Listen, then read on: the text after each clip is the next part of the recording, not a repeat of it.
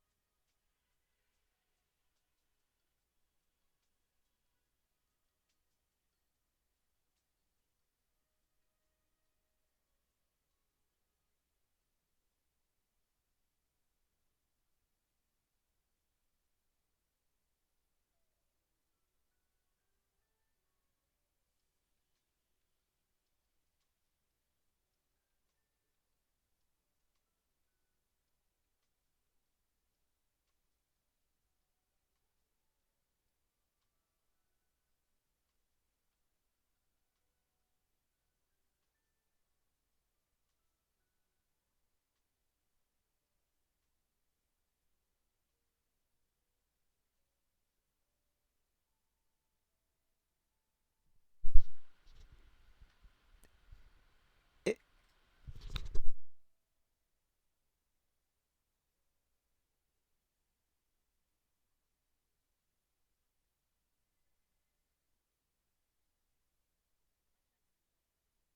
Izzy, check your DMs, please. Thank you.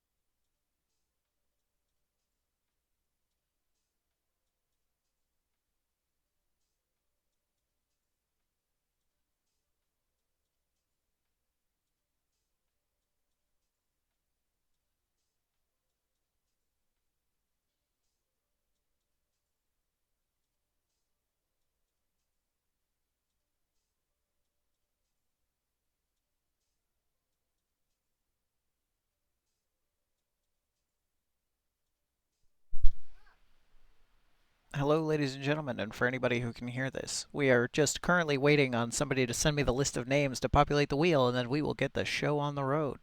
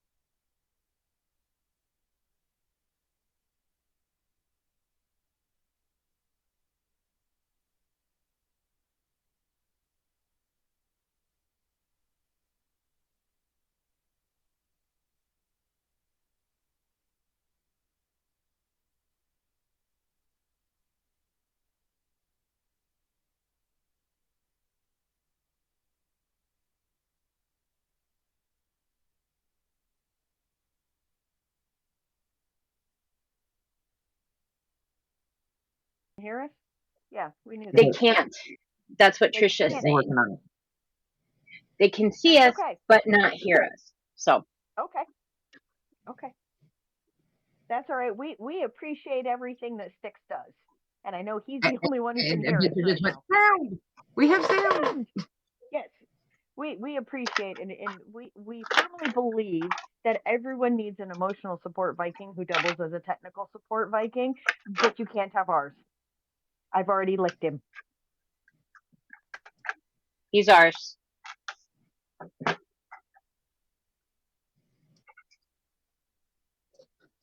You know better than to fuck with him when we're on stream. You know better.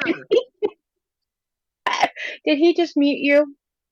Yes, he muted us. No, that does not count as a mic mute for the night.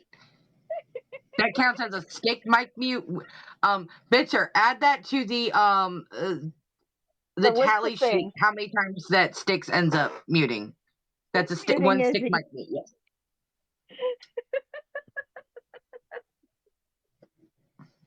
I got it on the tallies. Okay. So the question is, how often when he runs our stream can I piss him off?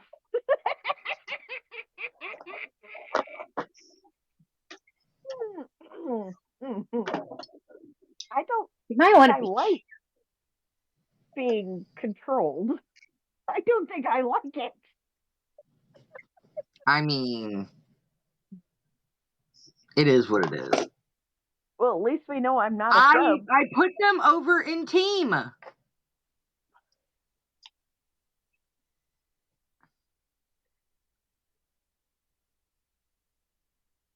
may or may not be feeling the blackberry already after 2 sips. I already put them in the team chat. Door closed, so we do not have an escaping Pura again. Be right back. Oh, did Pura get out? Yes, Pura got out. Again? Thank you. Huh? Again what? Pura? Yeah. Oh, yeah. Lex went to check. He thought he saw somebody coming up the drive, and when he opened up the door, Pura went. Vroom! Silly cat. Okay. All right, let's try this again. Welcome to the Hold My Pen Promptcast. I know I do not have the voice of our emotional. I'm not even going there. I'm not getting muted. Or is it a case of he only dislikes Hi, it when I everybody. say it? He's like, I was hovering. Like, okay, how about technical support Viking? Will you accept that one?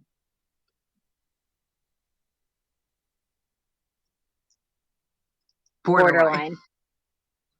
Is it because we call you a Viking?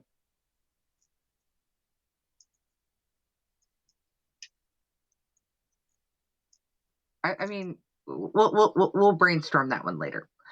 Any bahoozles. First of all, I would like to start this night off with I am so sorry. I was very bad for the last 2 weeks, and nobody has gotten their newsletter. I have been put in charge of the newsletter, but life was lifing, and shit happened. So I'd like to apologize right now for nobody getting their newsletter for the last 2 weeks. I will be putting it out first thing after the show tonight or first thing tomorrow. And I will have enough people to remind me to get it the hell done. Anywho, we have an amazing show tonight. As soon as we stop looking at Izzy ceiling, I don't know what she's doing. She just wants to look down and like hi. Anywho, we have an amazing show tonight, as you guys can see from our lovely wheel. We've got a lot of very talented writers in our mix tonight. Yeah, she likes to. Izzy, do you have anything that you'd like to add to or every time Izzy does that, I feel like I'm in a game and I'm just running through a maze.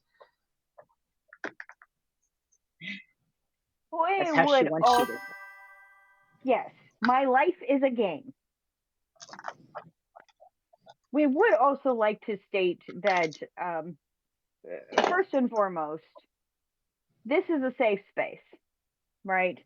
This is a safe space, and in perpetuity, which you will see that word come up soon on our website, that is going to be launched here very, very soon.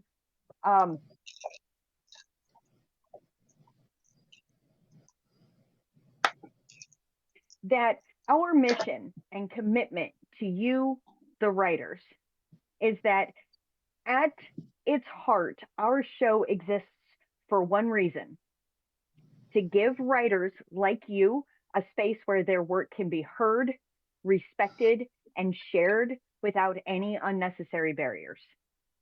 All right? We believe storytelling should be accessible to all, not gated behind rules and regulations, paywalls, or favoritism, right? Now, at the same point, writers deserve to be compensated for the hard work that it takes. All of you have experienced every single week what do I write? What do I write this week?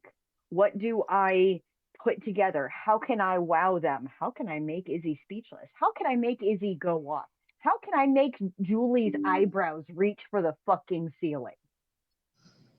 Okay, and that's a feat, to be able to get words on page and to do what you got to do, right?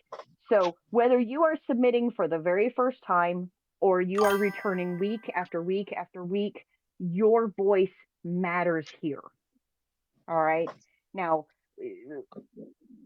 there's so many different things that we can go into and what we stand for, and this will all be on the website here soon.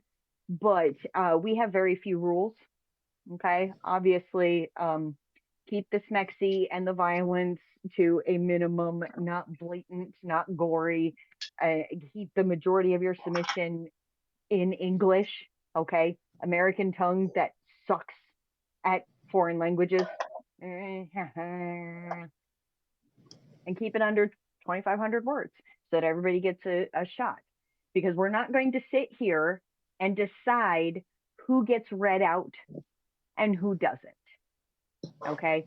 You took the time to write the damn thing. You took the time to submit it. We're going to take the time and give back to you by getting you out in front of other people. We also have your video, our presentation of your writing on our YouTube channel, Hold My Pen Promptcast, all one word, after the fact. You can find the majority of them underneath the live tab. And that way, you're particularly proud of a certain submission. Share that link with your family, friends, your readers, right? If you've got an alpha group or a server of your own, share. We are free advertising, right? And the fact that you trust us with your words, you trust that we're not going to run with your ideas and go somewhere else and write something pretending to be the author of said thing, you're trusting us. Oh, I just saw a message. That's not my job. Anyway, so there's lots of different things, equal opportunity, you're getting authentic reactions. If you need somebody to go over what you're submitting for the week, you got two people up here with me who are more than willing to read over it and say, hey, this might be going a little too far, or, this part is a little bit confusing. Workshop it, developmental editing. Y'all might not know this, but Julie is a developmental editor. She can find a fucking plot hole a mile away. All right. The only person that you cannot ask for feedback on a submission is this bitch right here. Okay. This bitch needs to be told, I know absolutely fucking nothing about what you're submitting. I want you to surprise me. I want you to get my initial reaction the same way that your readers are going to react the first time they read it. I want you to see a reader reacting live to your words, to your story, to your creativity, to your ideas. Okay. You wrote the damn thing. You've got it formatted. You got it sent out into the world. You very rarely get to see the live reactions of your readers unless they have your telephone number and they're texting you going, bitch, what the fuck? This here is me giving you that so that you know before it ever gets to print, does this work? Does this fly? Is this making sense? All right. That's my gift to you as an extreme reader who is hypercritical and enjoys the fuck out of way too many books. All right. So just understand that we're always going to be a supportive environment. There's no ifs, ands, or buts about that. You're doing the damn thing. There are so many people who don't. When I went to my grandmother's funeral and my aunt sat there and said, I am so proud of you. You always wanted to be a writer. I had forgotten that my childhood dream was to be a writer, to write stories, sell books, and get my stories in front of people. So you've already done the hard part, coming up with the idea and putting the words to paper. So let's get you some free advertising. Share, share, share. Okay, I've waxed on poetically enough at this point. Everybody's probably bored of hearing me just gush about y'all. I may also be feeling the blackberry already because I haven't eaten anything all day except a bowl of cereal earlier this morning with Julie. Actually, that was this afternoon after I got off of work. But that's all I've eaten today. So I'm gonna shut up now. They're asking you to swap mics. I can't swap mics.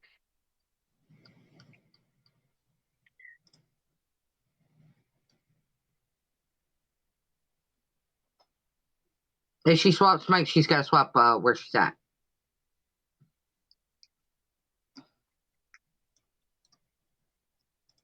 Thanks, Bob.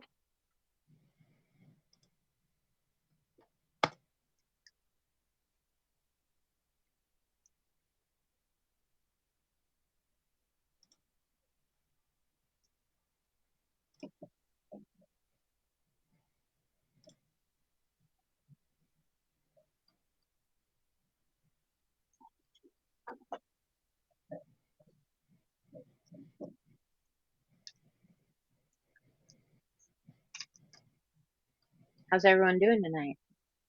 Oh, there she is.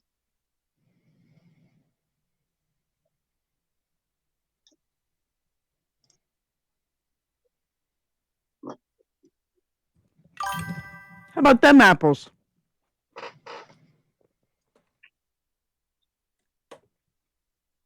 Lots better. Very loud. That's better. All right.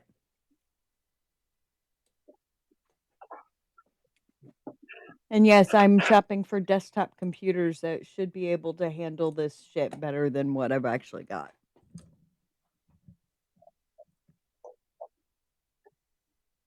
Hi, Dwakey.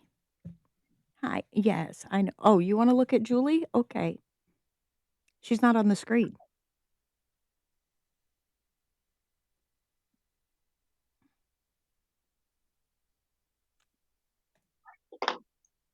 That's not what I wanted. You go away.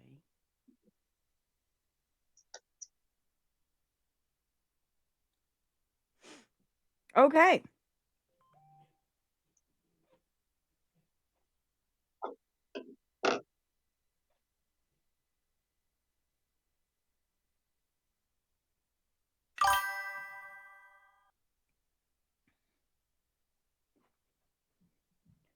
Oh, I just, it's fine. Ooh.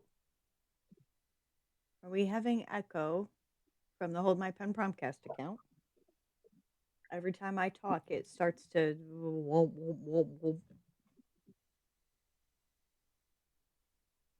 I'm not hearing any.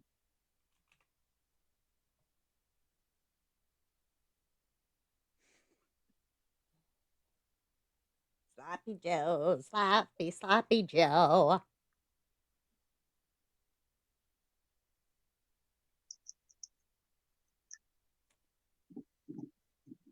Okay.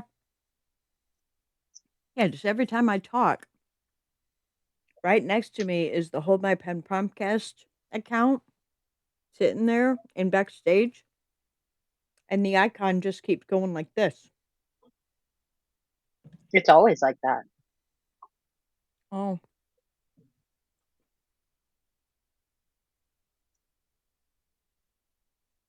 Hold My Meat Promptcast.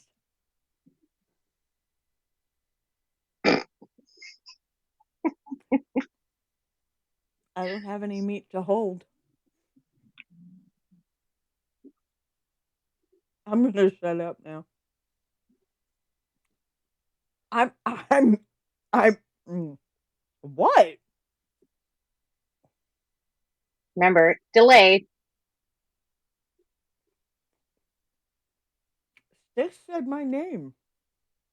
I know.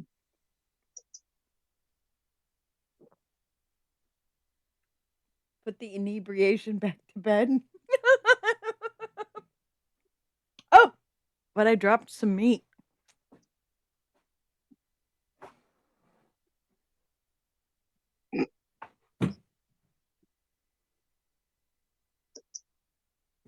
Oh, easy.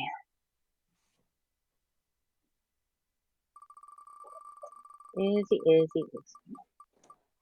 Oh, he's Spinning starting the the show. wheel. Spinning the wheel. Who's up first?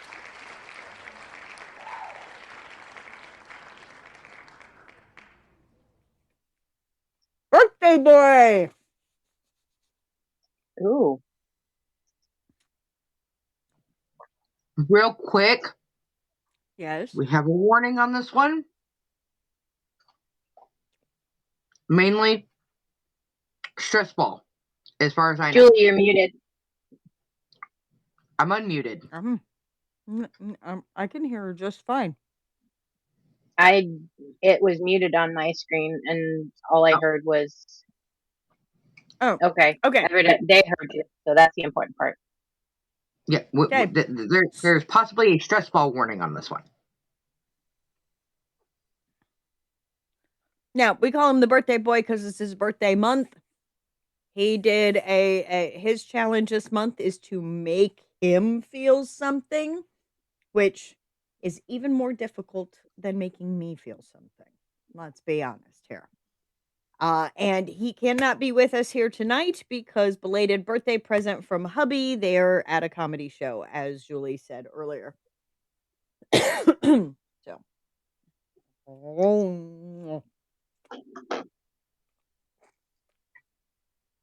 please hold.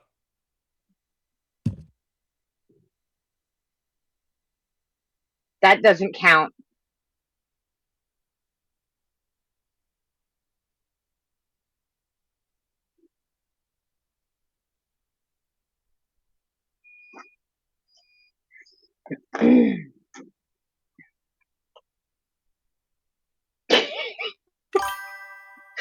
Evidently, tonight's theme is watch Izzy make a mess.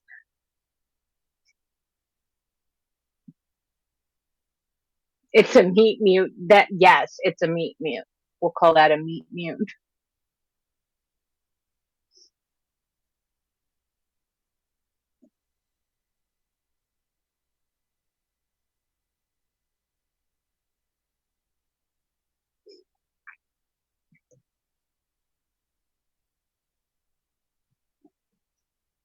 What?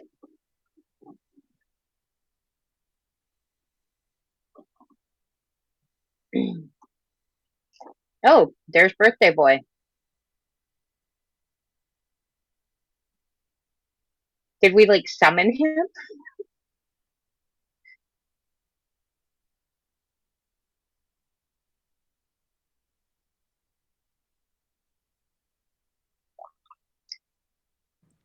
But Bitzer said so that it wasn't. I was muting so that y'all didn't have to hear me masticate. Mm-hmm.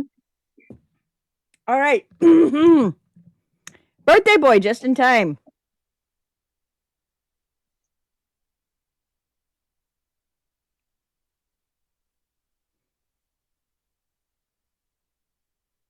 Dud nub just read mine.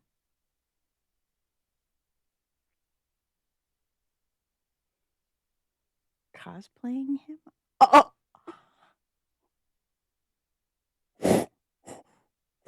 I just got that. Oh, sticks.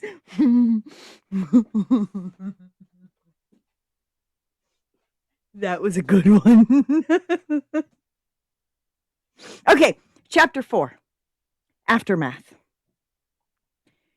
3 days passed in fragmented blur, shattered moments of lucidity. Jonathan did not remember leaving the library. He remembered the stairs, the blood, the name, then the blood draining from his face. After that, only pieces. A door with a broken glass, glass coated in blood on a street all too quiet. Jonathan's hands, although they had stopped bleeding, had yet to stop shaking. He looked around as his mind took in the sights. Damien's house had not changed. It still carried that masculine feeling with just a touch. Oh, masculine feeling with just a touch of feminine warmth. That was the worst part. Everything inside still felt lived in, warm in a way that mocked him. A jacket still hung over the back of a chair. A glass sat half full near the sink. A life paused, not abandoned. Jonathan had broken in on the first night. He hadn't meant to stay. He didn't even realize what he was doing. Lucky for him, no one bothered to come looking for him, even though it was Damien's home he never left. By the second day, the place no longer felt like Damien's home. It felt like a self-imposed mausoleum. It felt like a crime scene waiting to be understood. Papers were scattered across the table. Medical notes, half-finished observations. Anything Jonathan could pull from memory and force into logic. None of it helped. Because logic had failed him. The science had failed him. And somewhere out there, a man who didn't know his own face was running with nowhere to go. That man turned out to be his lover's brother, and he had no way of getting a hold of Damien. By the third day, Jonathan barely looked human. His clothes were wrinkled, stained. His hands still carried faint traces of dried blood beneath his nails, no matter how many times he scrubbed them raw. His eyes were sunken, ringed in exhaustion, darting too quickly at every sound. He hadn't slept, not really. He only had moments of rest. Every time he closed his eyes, the choice he made that night came back to haunt him. Every time he closed his eyes, he saw the mirror shatter. He heard the voice, "Who is that?" His bag sat near the door. He hadn't meant to pack it, hadn't even remembered doing it, but it was there. And inside, the wallet, money, everything he needed for him and Damien to run off and start a life together, only after they find Owen first. Jonathan's head was swimming from lack of food, water, and mostly lack of rest. The front door opened, not slowly, not even with caution. Damien Bell did not enter his own home like a man uncertain of what he might find. He stepped in with presence, with control. The smell and sight before him caused him to immediately stop. Damien froze. Across the room, Jonathan lay motionless, his breathing shallow. The sound of broken glass underfoot caused Jonathan to wake up. The fear and pain in his eyes was like something wild caught in a spotlight. For a moment, neither of them spoke, but the silence between them was not empty. It was loaded. 3 days of absence. 3 days of something being wrong. Damien's eyes moved first, taking in everything. The mess, the scattered notes, the state of Jonathan. Then, the bag. His voice cut clean through the room. "What's in that bag?" he said, calm, but sharp in a way that wasn't a question. A step forward. "And why are you hiding it here with you?" Jonathan's throat tightened. He hadn't prepared for this part. He had prepared for everything else. But not this, Damien. But not this. Not Damien. Damien's gaze sharpened as he looked him over fully now. His eyes flashed with power as his nostrils flared. "You look like hell," he added, quieter but no less dangerous. "You smell like shit." Still no answer. That was when the irritation surfaced. Not loud, not explosive, but it was colder than the nights had been. "What's in the bag, Jonathan?" Jonathan moved, slowly, his hands moving at a snail's pace, like every motion had to be forced through resistance. His hands trembled as he reached down, pulling the wallet free. I, his voice broke before it could form properly. He swallowed hard, trying again. I think you know him." Damien didn't take it right away. His expression didn't soften. They seemed to harden, if that were possible. "Why would I know some trick you picked up at the bar?" he snapped, the edge finally breaking through, "while we were supposed to be dating." A step closer now. You already made it clear you're more interested in your work, trying to cure things you don't even understand. Jonathan flinched. The words were like little daggers, but didn't pull back. He let a single tear run out of his eye. I just need you to look. Why? So you can brag about what you can pull? Or is it to show off what you very well might have destroyed? All in the name of science. That word landed harder than anything else. Flat. Judgmental and demanding. Jonathan's breath hitched. When I saw his name, he started, voice fraying at the edges. My heart dropped like it was made of stone. His grip tightened on the wallet before he forced it forward. If I had known before, his voice failed him. The rest didn't come. That was enough. The pained expression and his total curiosity was all it took Damien to move. He moved with unhuman-like speed. He ripped the wallet from Jonathan's hand, flipping it open in one sharp motion. His eyes scanned, then went wide as they stopped. Instantly, the air around them visibly shifted. A power pulsed through the room. The air became thick and oppressive, like pressure dropping before a storm. Damien's icy blue eyes didn't just read the name. They reacted to it. Pure recognition, then rage. Something deeper beneath both. His jaw tightened. His hand clenched slightly around the leather. Then he looked up. And this time, there was no restraint left in his voice. Where is he? Jonathan didn't answer. Not right away. His lips didn't move. Not at all. The silence stretched. Too long. Damien's head tilted slightly, just enough to show the shift. Not confusion, not patience. Something snapping. His teeth clenched. Then they bared. The sound of bones starting to pop and shift echoed in the room. A low, dangerous sound rumbled from deep in his chest as his body reacted before his mind could restrain it. His eyes flashed, a golden amber, bright, clearly predatory, and obvious his beast was alive and in control. What?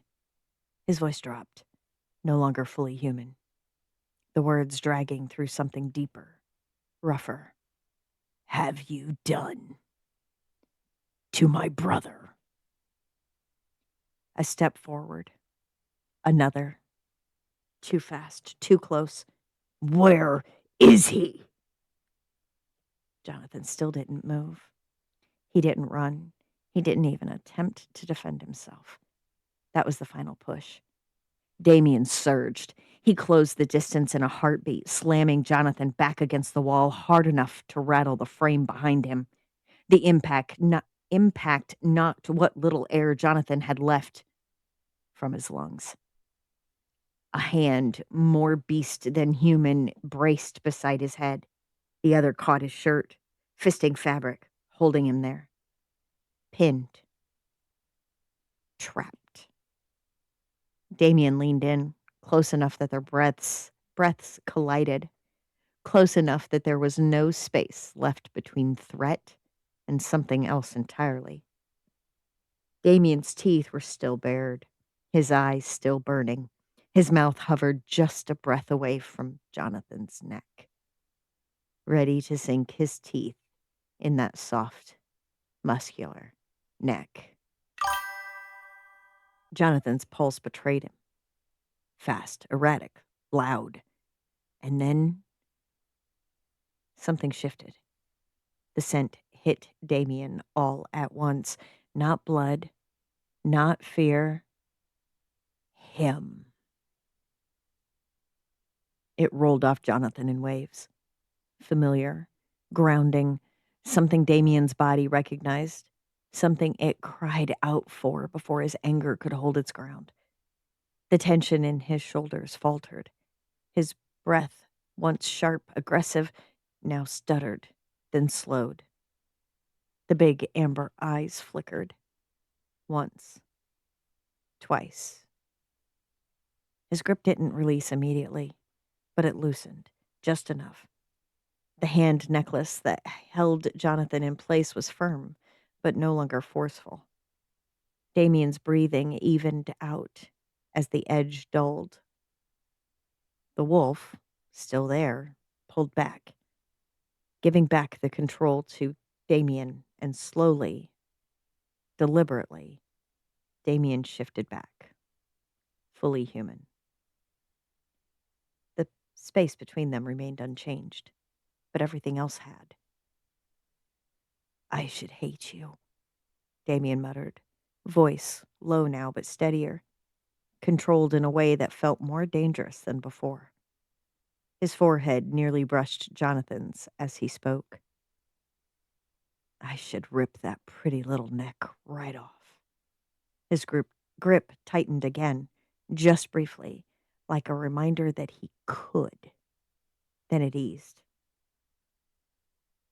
But a breath, closer still. When you're this close. His voice dropped further, something raw threading through it. This vulnerable. A pause. A dangerous one. It's so damn difficult. Jonathan's composure didn't crack. It shattered. I didn't know. He breathed, the words barely holding together as they left him. His hands came up, not to push Damien away, but to grip at his shirt like it was the only thing keeping him upright.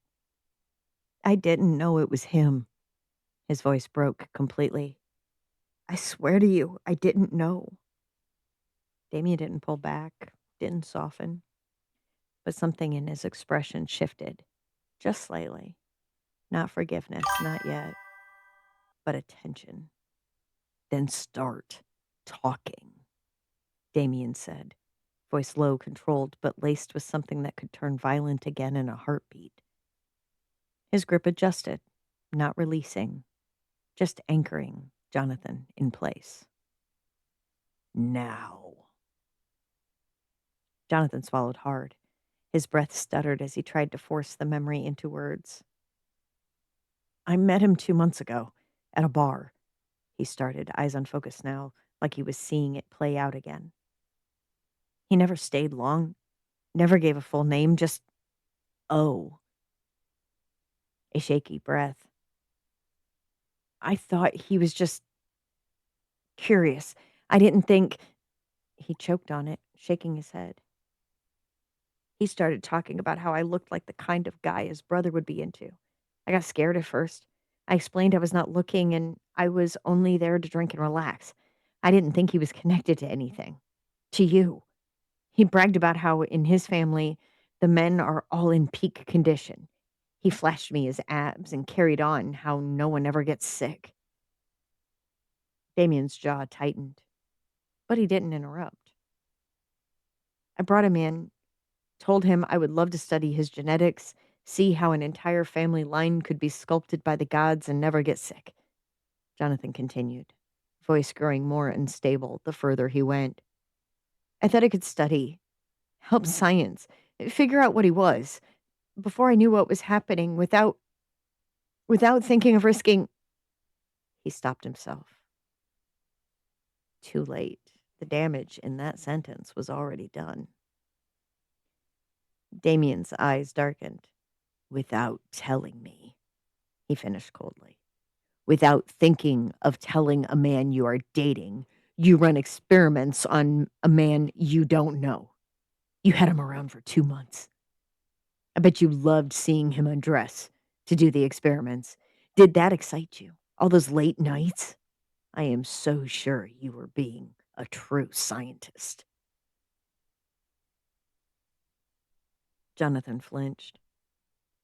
Yes, but Honest, it was all professional. And the basement? Damien pressed. What happened there? Jonathan's breathing picked up again. That's where it went wrong. He bragged about how fast his family heals, that nothing can hurt them.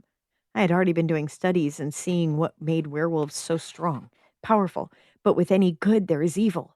I had to find a way. I found what they called a cure. So I gave it unknowingly to him. Silence stretched just long enough to feel dangerous. He changed, Jonathan whispered. Not cleanly, not like what is described in the text. His eyes flicked up to Damien's briefly before dropping again. It tore through him. Bones, skin, everything fighting itself. Damien's grip tightened. And then he came back. Damien stilled. Back? He repeated. To human, Jonathan said quickly. Or something close enough. He was hurt, disoriented. I tried to stabilize him. I tried to help him. A pause, a shake of his head. That's when I realized something was wrong. That's when you showed up. Damien's voice dropped again. What? Jonathan hesitated, not because he didn't want to say it, but because saying it made it real. After you left, I went back inside. I was afraid he was dead. But no, he was alive. Only he didn't recognize me. The words hung there. Damien frowned slightly, not anger this time, only confusion. He'd never seen you before, Damon said flatly. Only been with you alone for 2 months. Damien shook his head hard. No, that's not what I mean. His voice dropped, lower, more fragile. He didn't recognize anything. That landed differently. Damien's expression tightened.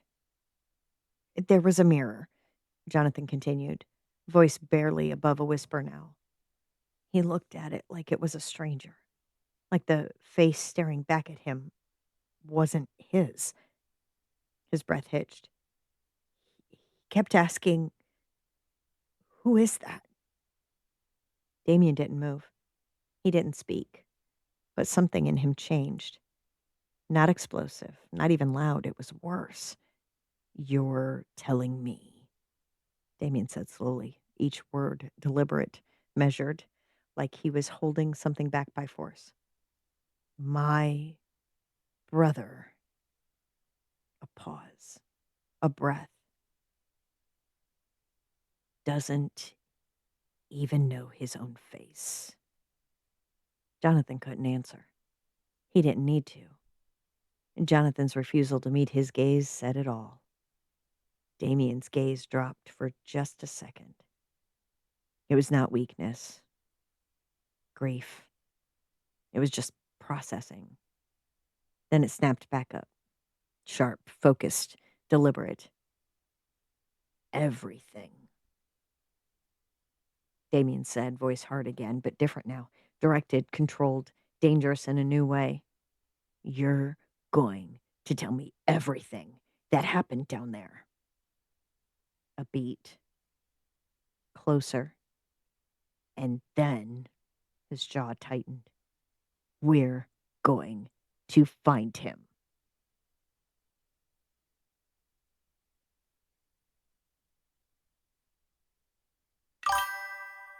Dun dun dun.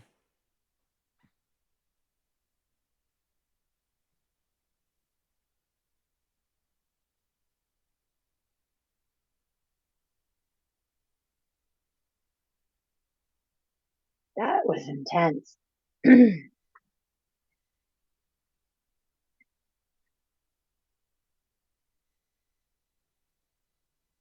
I think we possibly lost a character. I'm not exactly sure.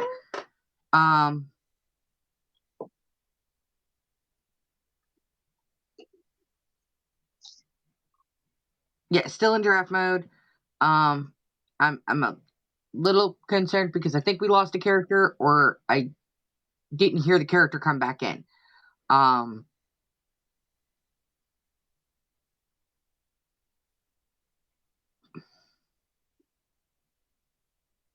Yeah, the brother is missing. If that's what you're talking about, Julie.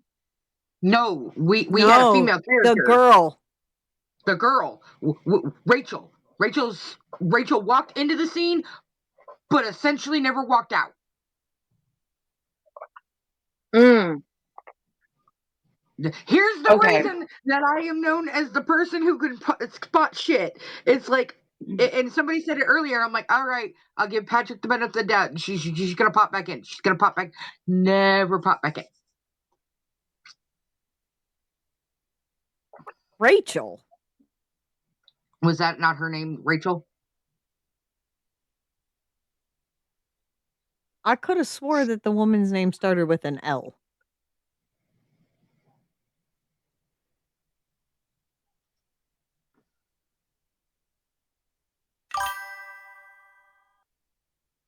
Lori. Lori. Okay.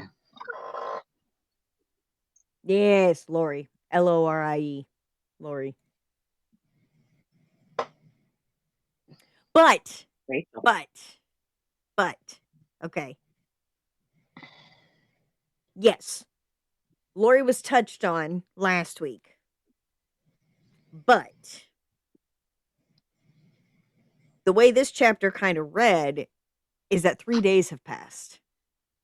And Jonathan broke into Damien's house as a lover who has pissed off their significant other tends to do when they disappear, break into their house. I mean, I wouldn't know anything about that.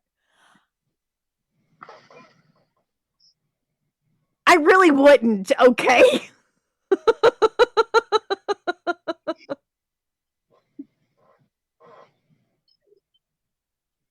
Yeah, Rachel from Batman. Yeah. That makes that makes sense. I get what Doc's saying.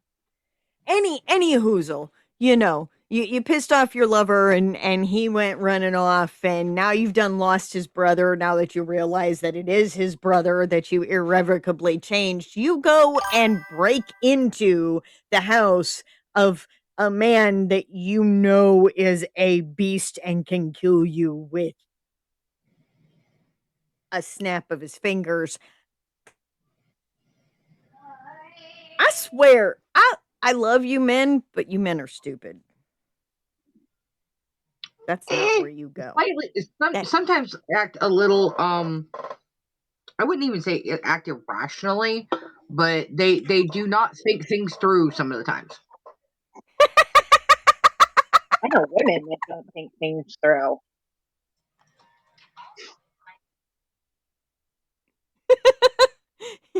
and as our technical support down there in the comments says, all statements made are entirely rhetorical, hypothetical, and do not reflect the views of Hold My Pen Promptcast.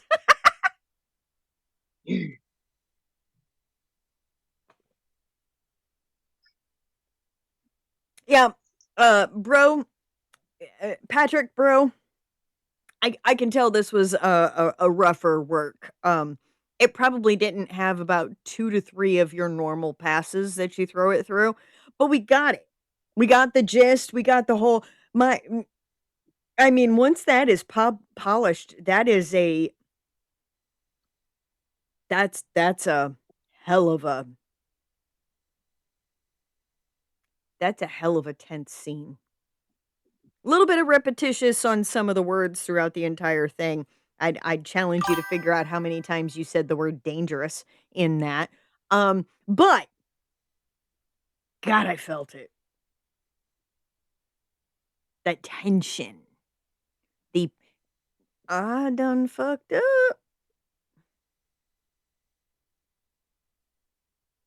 Yeah, chokehold. Yeah, sure. Are you sure it wasn't a hand necklace?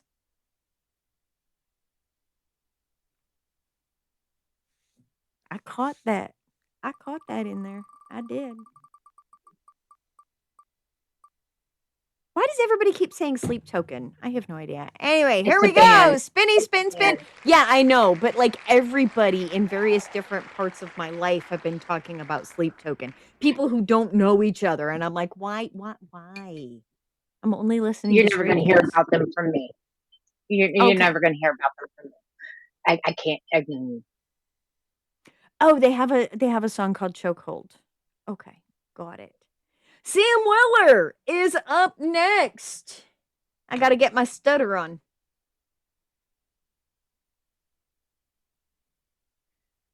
I think. Do I?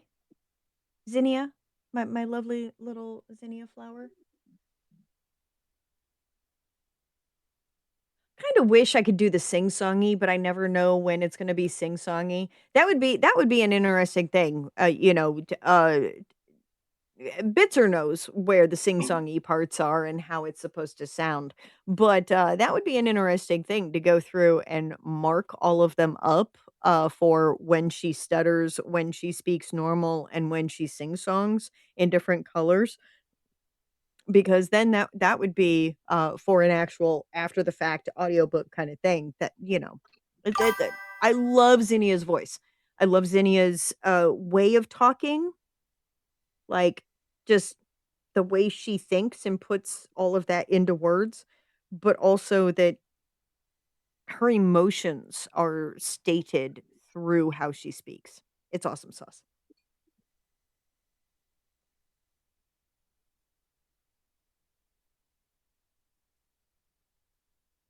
Oh, I mean, you don't have to, Bitzer. I think that eventually this is the kind of story that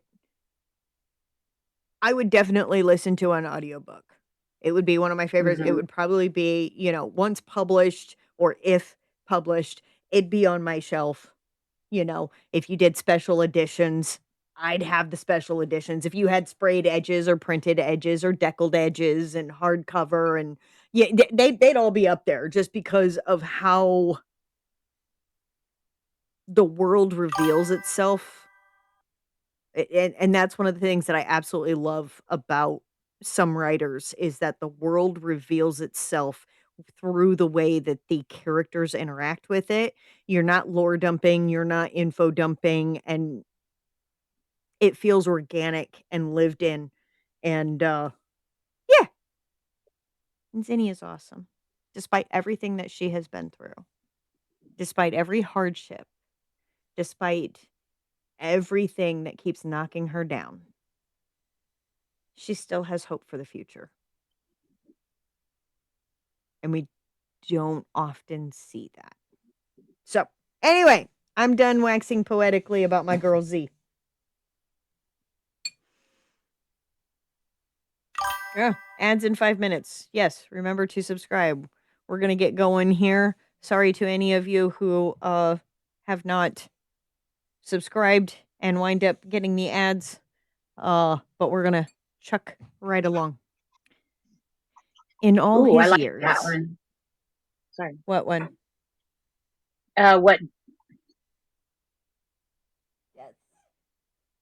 My favorite titles to a YouTube video, something that spoke to me is A World Not Desperate to Explain Itself. That's yeah. Yeah.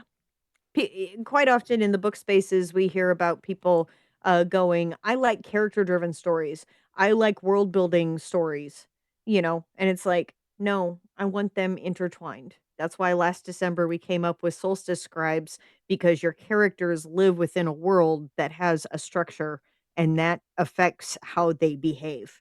So to have them married like that, those are my favorite. Okay. In all his years, Xavier had never seen a room as empty as the one he was currently standing in. The lecture hall was enormous, and most of it was seats. According to the university administrators, there was so much interest in this coming lecture that the audience would fill every chair and line the aisles. Dr. Parnblanc, still recovering from bed fever, had learned a great deal. So much so that he was willing to stagger from his sickbed to loan Mrs. Belvin as much authority as he could for this lecture. Not just for the doctors eager to learn the facts behind the ailment, but for the hosts of women eager to learn it too. In an hour, every possible space would be filled with a host of people eager to learn. Mrs. Belvin's impending elevation would be in one easy step with this lecture. His fond dream coming true in one simple step, not the slow campaign he had imagined. His footsteps echoed in the chamber as he carried Mr. Parnblock's and Mrs. Belvin's notes to the podium. The ladies to the left, of course, and the esteemed gentleman to the right. Just as Xavier was making certain they were all neat and tidy, Mrs. Belvin entered the chamber with a large bag, something she struggled to manage on her own. Mrs. Belvin, where is Void? He knew Yarrow was in the good care of Mrs. Weaver. Hold up in antiquities, she sing-songed. I don't know if it's ransom or exchange. Valiant to the end, she made it to the podium, then concealed the bag within. He had never known those things had doors, or cabinets for that matter. What's in that bag, and why are you hiding it in there? He asked. You might not want to know, she crooned. Medical stuff turns stomachs more often than not, and I remember how you nearly fainted with your new nieces.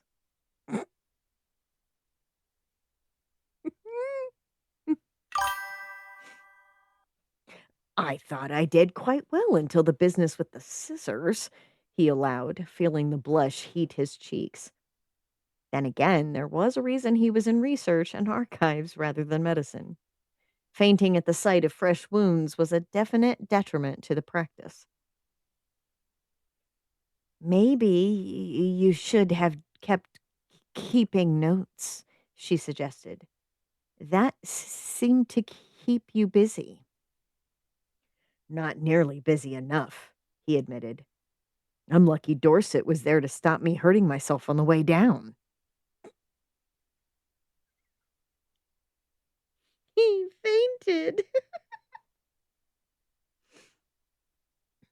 Mrs. Belvin sang.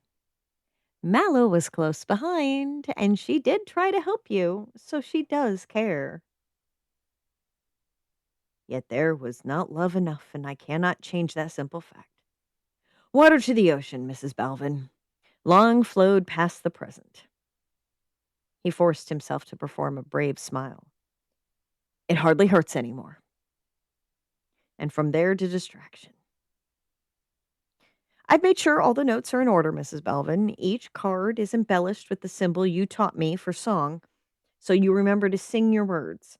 I reserved one seat in the middle so you have a familiar face to talk to.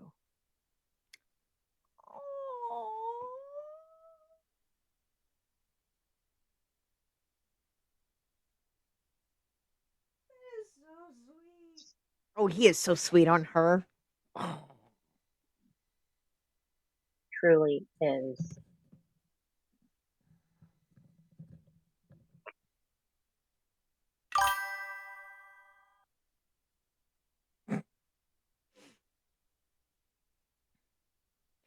Try not to faint. When the visual aids come out, Mrs. Belvin sing-songed. Her friendly smile was positively radiant. I'll have the shoulders of a doctor on each side, he joked. I should at least avoid making a scene on your big day. She cooed. Thank you, Mr. Trant. Thank you sincerely. You will be marvelous, he insisted. I know it in my heart. I wish I knew it as much, she quavered. Braveheart, Mrs. Belvin. Stand tall and tell the truth without fear. You have your proof in the presence of poor Dr. Parnblanc. They'll listen to his testimony and will listen to you too. Her dear face said everything without words. I don't think he's that poor that filthy man asked for it. Aloud, she said, I just hope they don't walk out when I start talking. They won't, he insisted, and hopped off the stage to take his seat before the university guards unbarred the doors to let the rest of the audience in. Poor Mrs. Balvin scuttled for the wings and hid behind the russet curtains. Xavier was soon hemmed in by medical professionals, students, and graduates. The crowd of scholarly men was lightly peppered with ladies, though the aisles were thicker with them. Those with larger hats doffed them for the occasion. Dr. Parmblanc walked slowly with a cane and wore a few more layers in spite of the warming spring weather. He was still as pale as the passing clouds and looked, frankly, like death warmed over. He was also, Xavier had to note, as clean as a new pin. That caused a hubbub of murmurs among the audience. Nobody had ever heard of an experienced doctor who didn't show off the blood spilled on him as a marker of experience. Ugh. Ugh. Bro, ew. What a society. Ooh. Okay, we're turning it around though. We're turning it around in this world, thanks to Mrs. Balvin. He also walked with the assistance of his supervising medical professional, a man still filthy with blood.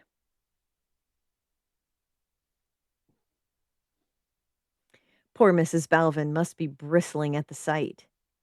Courage, dear lady, he thought in her general direction. This event will change everything you see here today.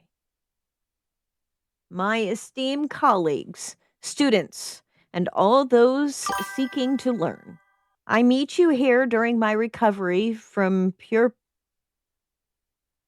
per pure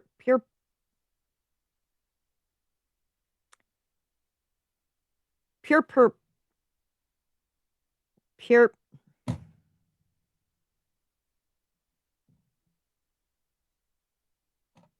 Okay, I'm putting it in the chat because I can't.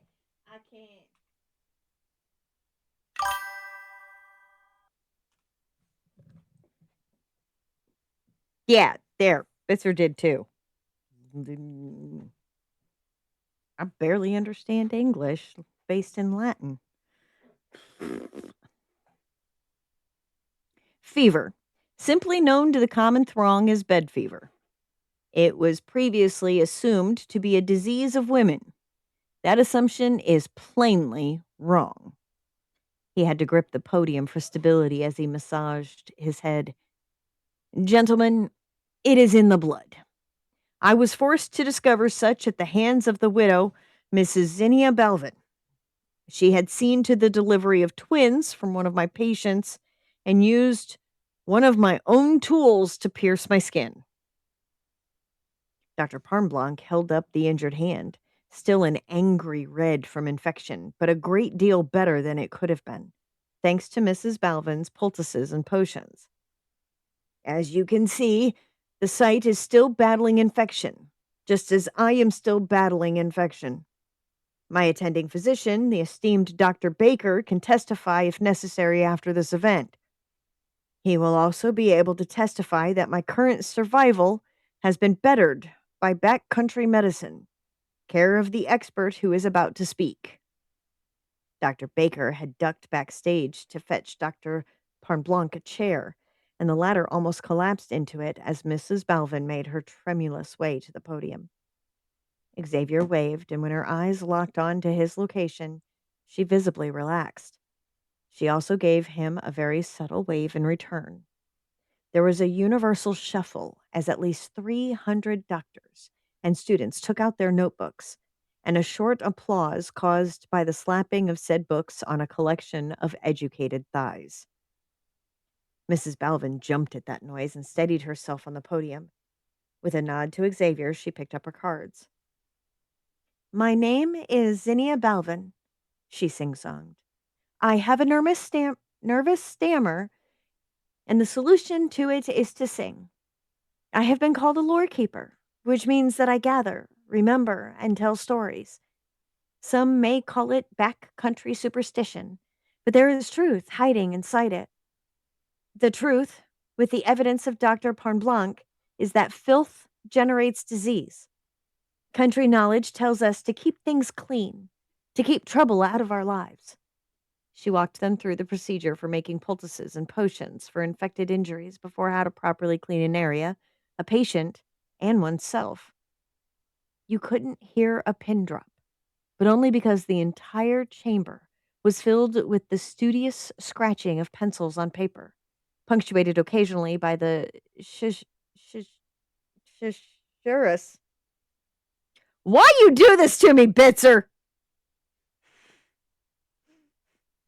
This isn't even a case of too much blackberry. That. Yeah. Susurrus. Lord. Where was I? Of pages turning. We're going to have words later.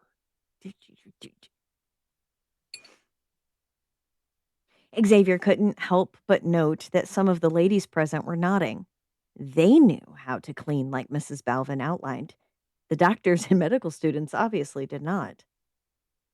The second best medicine, Mrs. Balvin sing-songed, is the potions and poultices I've only begun to explain. The best medicine is preventing the infection in the first place. So keep things clean. On to childbirth. Xavier had notes on the process, but Mrs. Balvin was about to explain the reasoning behind the process. Interestingly, she began with an illustration on card copied from some ruins. Xavier recognized this as some of Mrs. Balvin's translation work. The university that had the actual stone had sent that copy rather than risk damage to the original. It showed a figure with a prominent belly, crouched on small blocks, with the hands of another pointed towards the first knees. The arms were all that was left of the second figure, and the first was missing everything above the ribs. This is a picture of childbirth from the Fifth Desert Empire of Nubar, one of the empires with the largest collection of records and the best sources of history known to modern age. In all of these records, there's hardly any of bed fever. Births were quicker, if not easier, on the mothers, and their deaths were from disease rather than infection. I have taken the liberty of translating the passages found with this picture. This was where she needed her notes the most.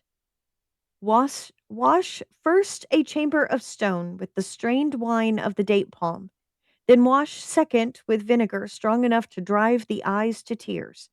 Scrub then with a paste of salt, and do you all of the same with the bricks that the mother must crouch upon. You must bathe yourself in the same fashion until your skin does sting, ere you set your hands upon either mother or child. She looked up from her cards to ask Xavier, when and why did the modern age decide that filth was honorable? Even though he knew that the question was rhetorical, he felt compelled to search his brain for an answer. One or two doctors in the audience almost raised their hands to answer.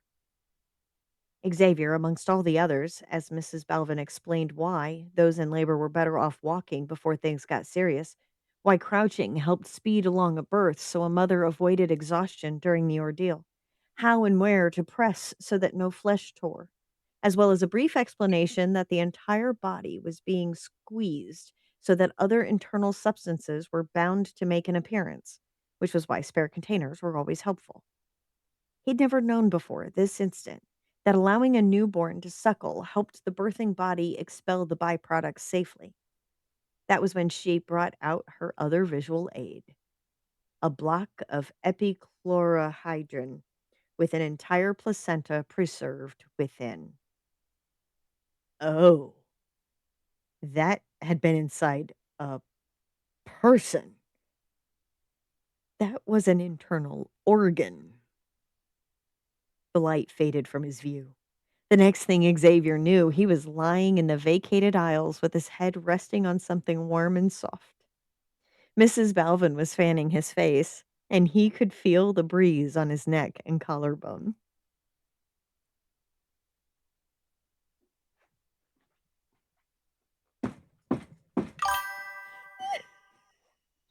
Yep, he fainted. He fainted. Dear Xavier. Someone must have loosened his collar in order to clear his airways. Xavier moved to at least adjust his neck kerchief for modesty's sake. His arm felt heavy and his muscles felt sluggish. You take it easy now, Mr. Trant, said Mrs. Balvin. Just take some deep breaths. He could smell the lavender soap she used to bathe with and the plain hempen clothing she favored. There was something odd about his view of Mrs. Balvin, something he could not yet grasp. I didn't interrupt your lecture, did I? I knew you were going to faint, she said, still fanning. So all I had to do was be sure you were still breathing. The rest were so bound they didn't notice you'd passed out. She was leaning over him. Yes, that was normal for having fainted. It was the angle that foxed what little there was of his ability to think. It was almost as if... No, there was no possible way. But it was. Almost as if his head was in her lap.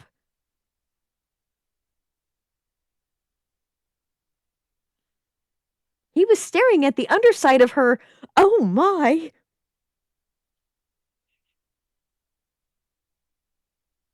Don't you dare go fainting again, Mrs. Belvin ordered.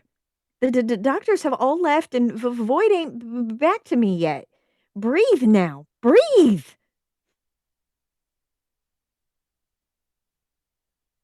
He gulped air in, desperate to obey. He could foresee the quandary as well as she could, fainting and recovering in an endless cycle because the pillow under his head was her thigh. It wasn't as if he'd never known the touch of a woman before. He'd kissed plenty of hands, held hands, and even embraced the fairer sex. He'd shared a seat, too, before the ladies in questions had met a better match, and, yes, water to the ocean. The distraction of ill memories and emotions was enough to have him focused on his breathing. Certainly, he was a little dizzy in the process of sitting up, but normalcy was reasserting itself.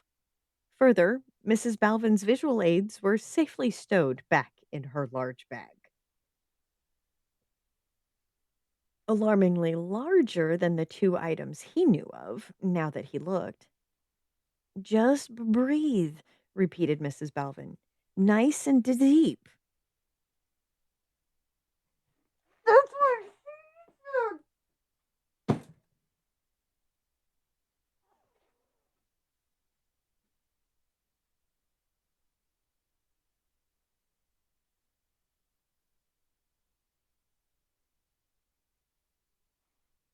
Sorry, I'm 12.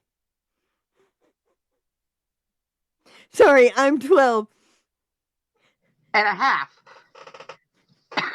Nice and deep. That's what she said.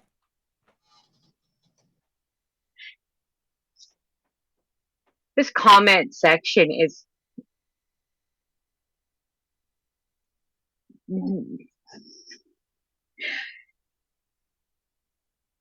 comment section is Okay. I may not reach my 46 years today because this is great.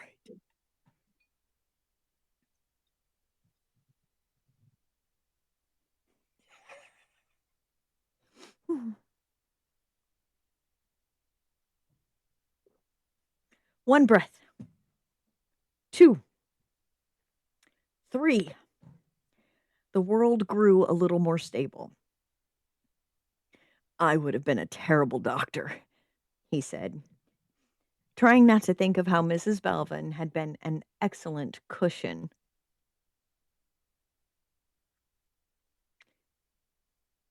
That very thought might fuel some mortifying dreams in the upcoming evening. Xavier cringed internally at the thought that he wasn't entirely dreading those dreams. Losing my knees at the sight of blood. Doctors spend years getting used to it, soothed Mrs. Balvin. Same with backcountry folk. We either make our own meat or we starve.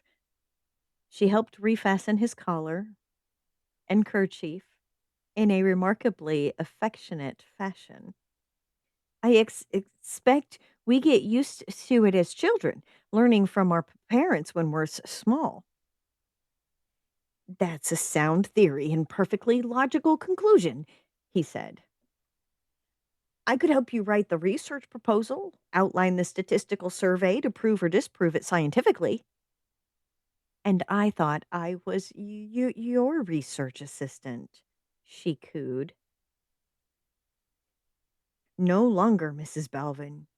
You are Associate Lecturer Balvin, especially given the size of your most recent audience. Your Blackboard privileges are good enough to take to the bank. He wanted to dance, but his recent impairment made it troublesome. Mrs. Balvin rose to her feet first and helped him up. Once more, their faces were perilously close. Even when one of my audience fainted? Just one doesn't matter, he breezed, even though his face was worming. Then she said something that almost took his knees away from him again. But it was you, she said. You matter to me a great deal.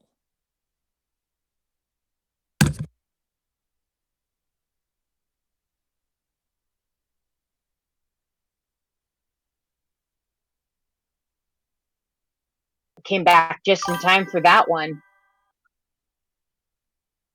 Oh, wow.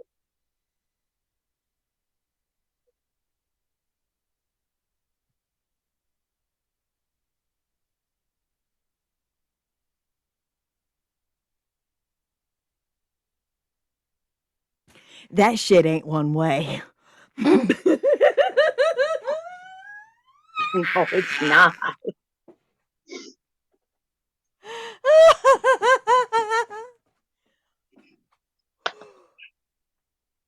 Is it hot in here or is it the blackberry? It Hot, might be the hot, blackberry. hot diggity dog.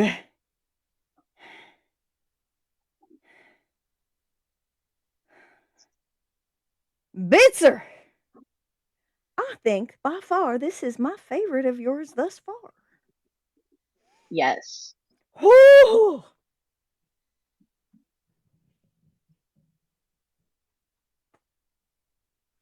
Yes, Bitzer, you got a mic mute. Whew. Whew. Whew.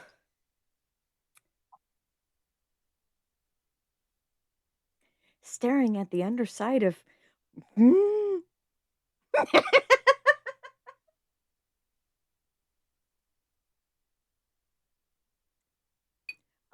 Technically.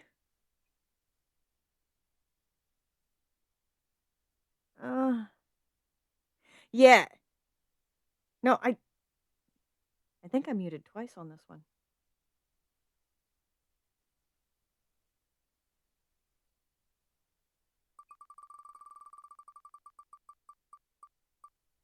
Yeah. Patrick even says there was two. And here we spin. Who is up next? Next victim. Ace. That was the end.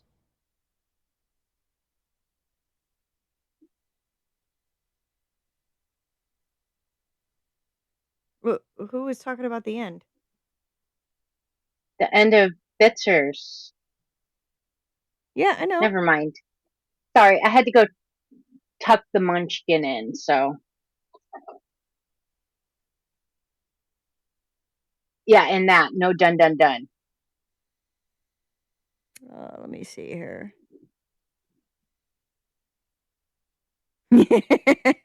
I'm catching up on comments real quick.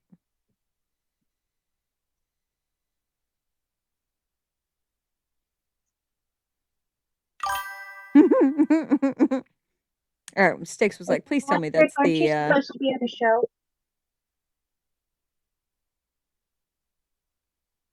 uh,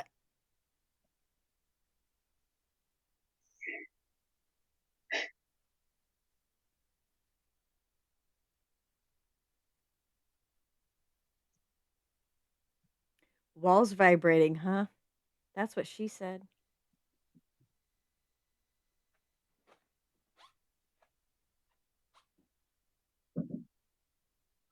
Or in Patrick's case, that's what he said.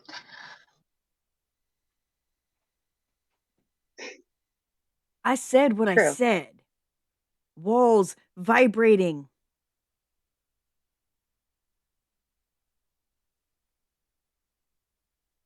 I get what. Okay. I uh-huh. Mhm.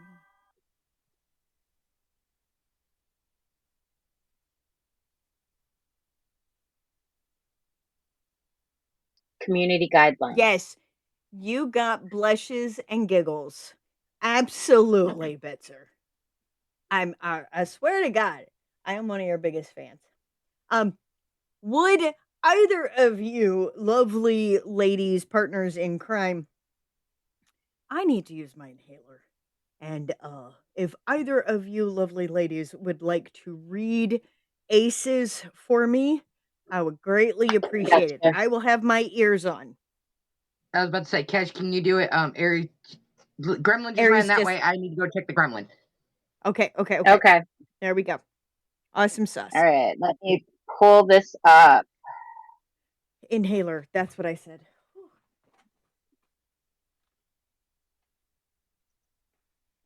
Inhaler. Okay. There we are. This mic mute does not count. This is for sound integrity on the stream. We ready to go? Okay. Because here I go. Sherry. Pax releases the kid, but he sticks his finger in the kid's face. If you ever pull anything like that again, you're dead. The kid runs off, and Pax turns to me. Has your brother got the game yet? You know, it just came out. No, I reply. And what if I get it? Are you going to be man enough to ask a girl for help?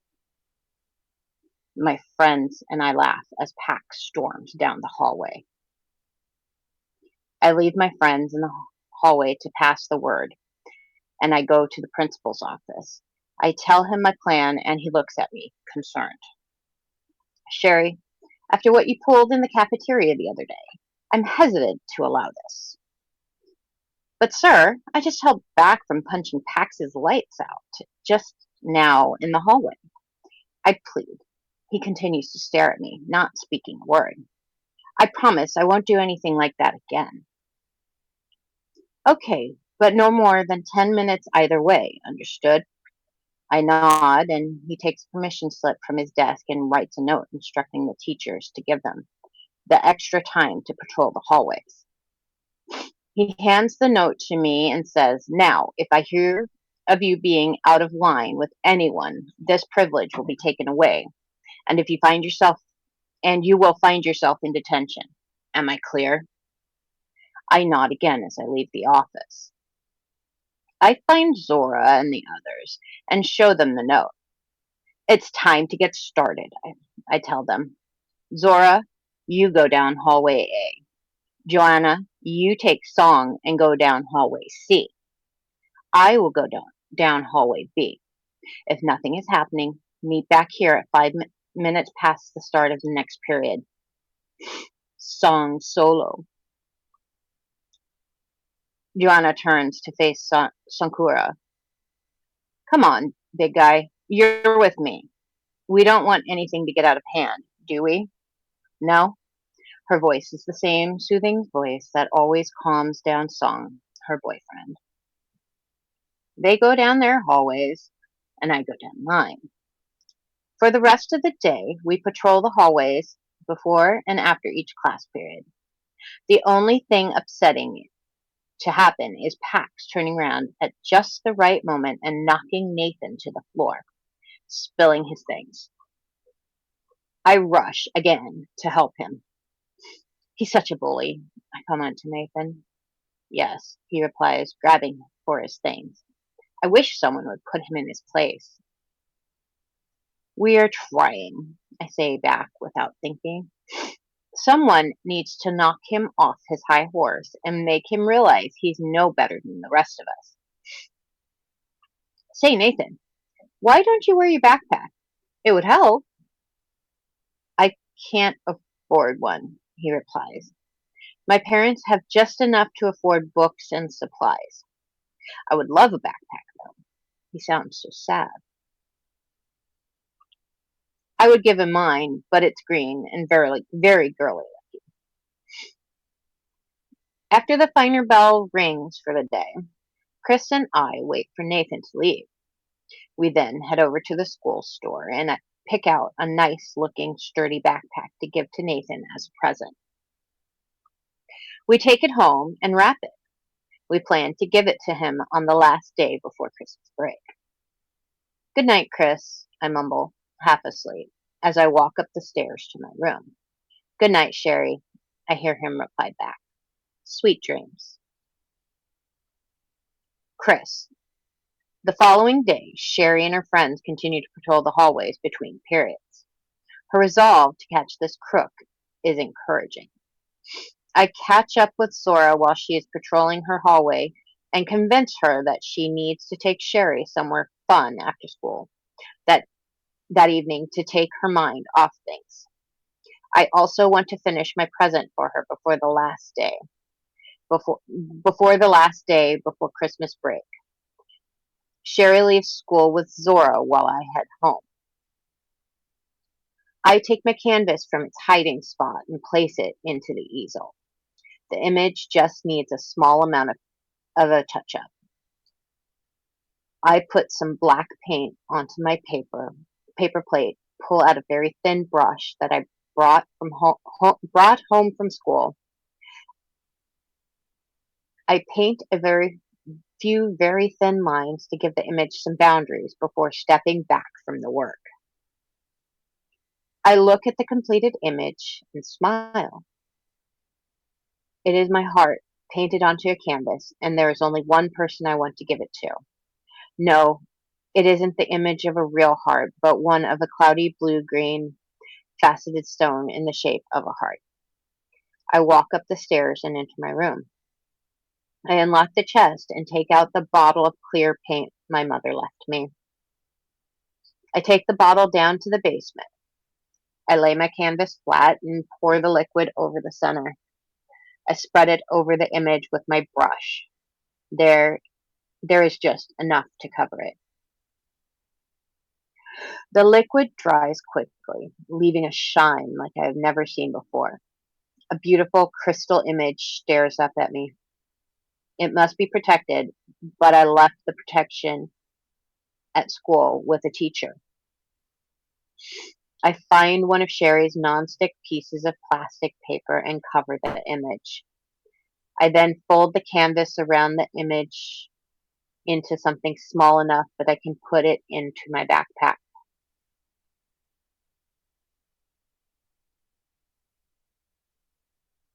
Okay. The following morning, I wake to the savory smell of sausage cooking. I change into my fresh school clothes and walk down to the kitchen. I find Sherry cooking a full meal of eggs, sausage, and what looks like strawberry shortcake. She must be in a good mood because she greets me with a smile as I enter. Good morning, big brother. Good morning, little sis, I reply. The meal is excellent. I go to school that morning with a full stomach. Thankfully, the teacher's classroom where my item is hidden is down the hallway being patrolled by Joanna and Saul. Where are you going? Asks Joanna. I need to get part of Sherry's Christmas present, I reply. I left it with a teacher down here. Ooh, she says back. Can I see it? Only if you promise not to tell her. She nods, and I open my backpack to pull out the folded canvas. After unfolding it, she gives a sharp intake of breath.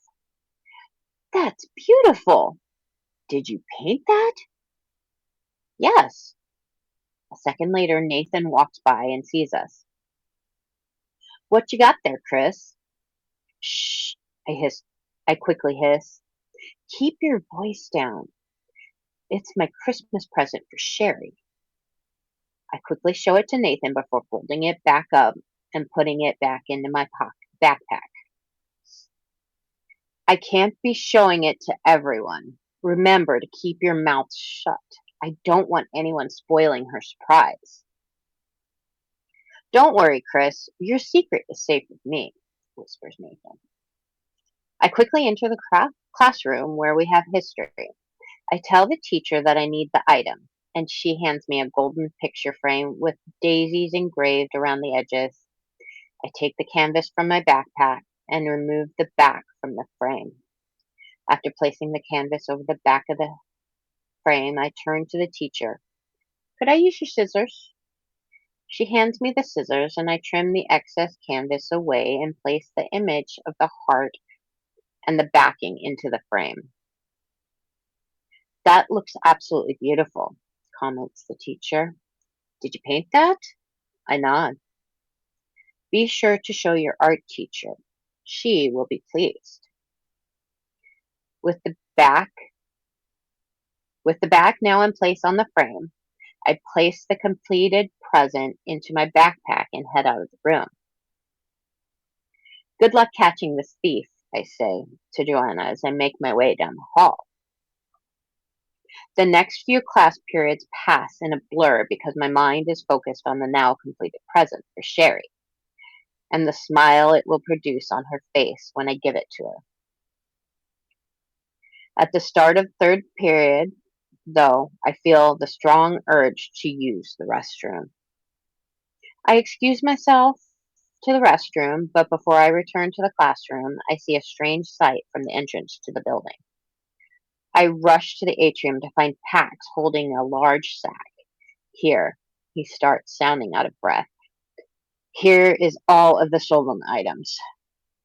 In a flash, Song is standing right in front of him, and before anyone can stop him, he punches Pax in the face, sending him flying to the floor, sliding several feet. Thief! Barks Song as he holds up the sack that Pax has been carrying. I can't have that, comes a voice from behind me. Before I can turn to see who spoke it, I feel my backpack pulled from my shoulders as Nathan surges past me. He grabs the sack from Song. You're right, Muscles. He is a thief. He just stole these items from me. Nathan then rushes to Pax before Song can respond. Nathan? I shout, confused. What is the meaning of this? I'm done with being pushed around, Nathan shouts back. It's time I take matters into my own hands. I see him pull the golden frame from my backpack. What do you need that for? I ask. The liquid left by your mother does more than just make something look shiny. I'm going to use it to create a crystal more powerful than even Zira. But the liquid has already dried, I reply. It's now part of the painting. I have ways of turning the paint back into liquid form, barks. This should keep you guys busy, he says, and as he lifts his head towards the ceiling and makes a loud call like an animal would make. After a minute of nothing, I start laughing, but a low rumble causes me to stop. By that time, Zora, Joanna, Song, and Sherry have joined me. What is that noise? Asks Zora. I've got a bad feeling about this, adds Joanna. Quake, mumbles Song. Look, says Sherry as she points towards the entrance.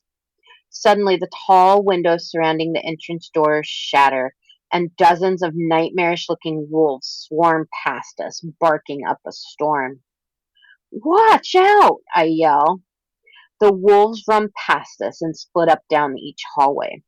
They don't attack us, but they crash through the doors into the classrooms, and I hear screams from the students. What have you done? I say to Nathan. Call them off now. I can't do that, he replies. He then places his hands onto the back of Pax. Pax groans in pain. Suddenly, dark brown wings sprout from the back of Nathan. Goodbye, fools. Nathan leaps into the air and flies through an open window. Sherry and I rush over to Pax, who is beginning to move. Are you all right? I ask. What happened? It appears Nathan has stolen your wings and flown off. Can you stand? Pax shakes his head.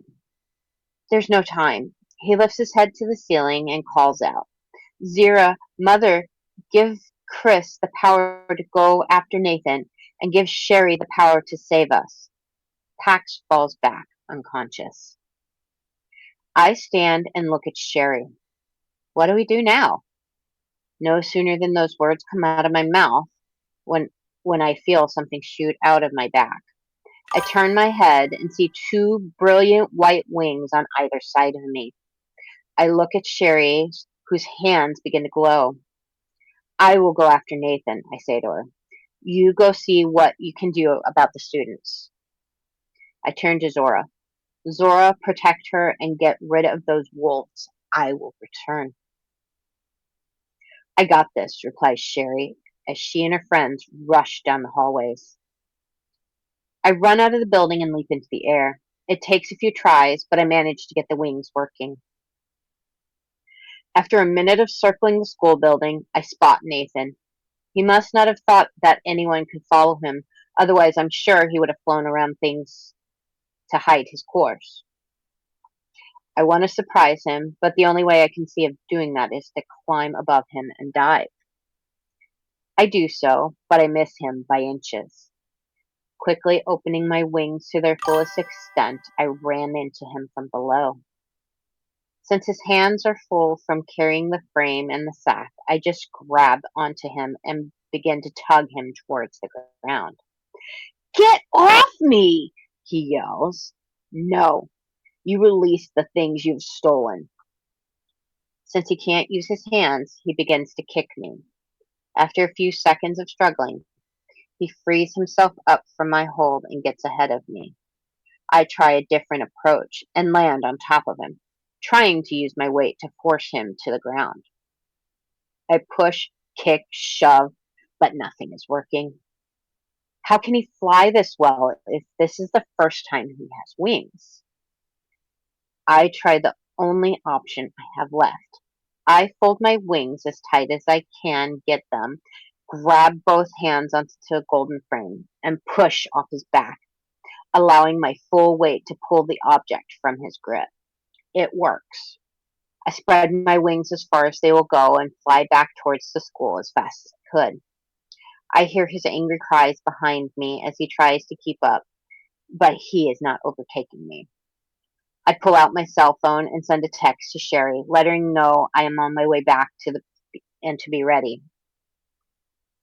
Minutes later, I see the school. Zora and Song are waiting for me. I assume Sherry and Joanna are still inside the building, tending to the injured and the wolves. As I walk up to them, Zora hands me my backpack. Here, I thought you might need this. As I walk up to them, Zora hands me my. Oh, I stuff the frame inside. Thank you. I look up to see Nathan hovering overhead. I step behind Zora and Song. Okay, you two, I say to them. Do your thing.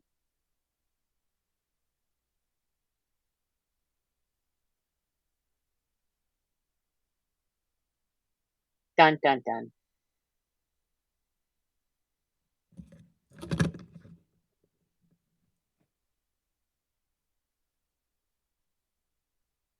Me and my Yeah. entourage are confused.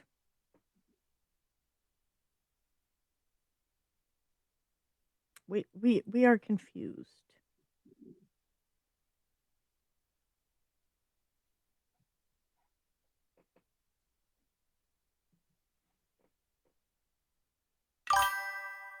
What are we confused about?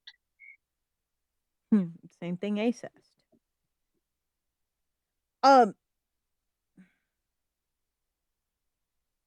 Well, for one, for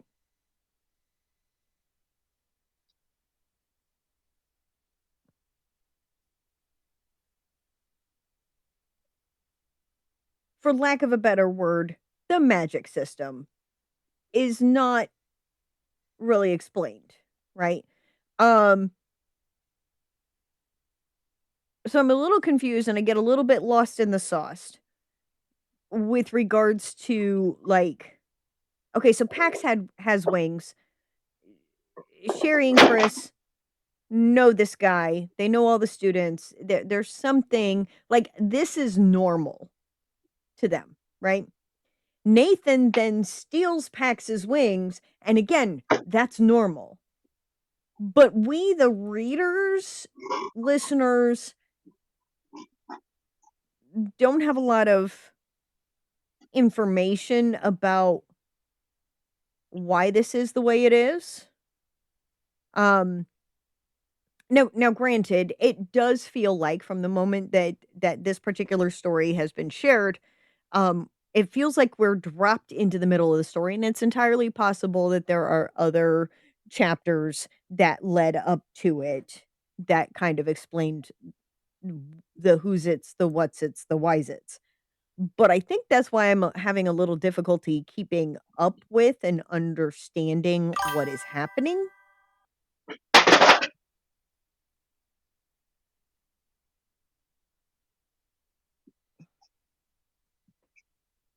Sorry.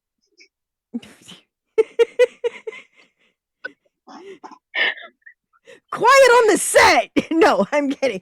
And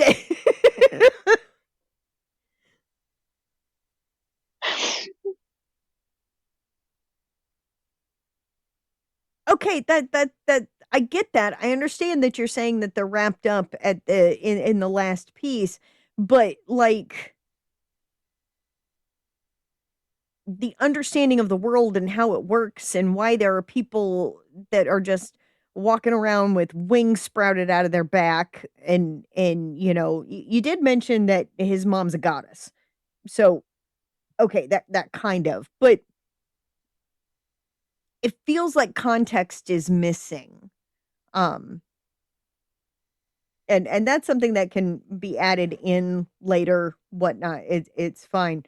But like the last piece, it felt like it was all about this bully who happened to have wings and be the son of a goddess. Um Bullying people and it was about a video game, right? And you mentioned the video game this time, but now it's like actual real world items that are being stolen and Nathan stealing his wings somehow, his powers or whatever, and flying off. Um,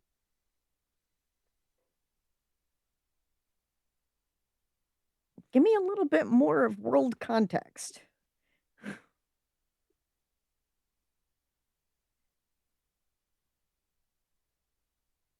Hey, chat box. There we go.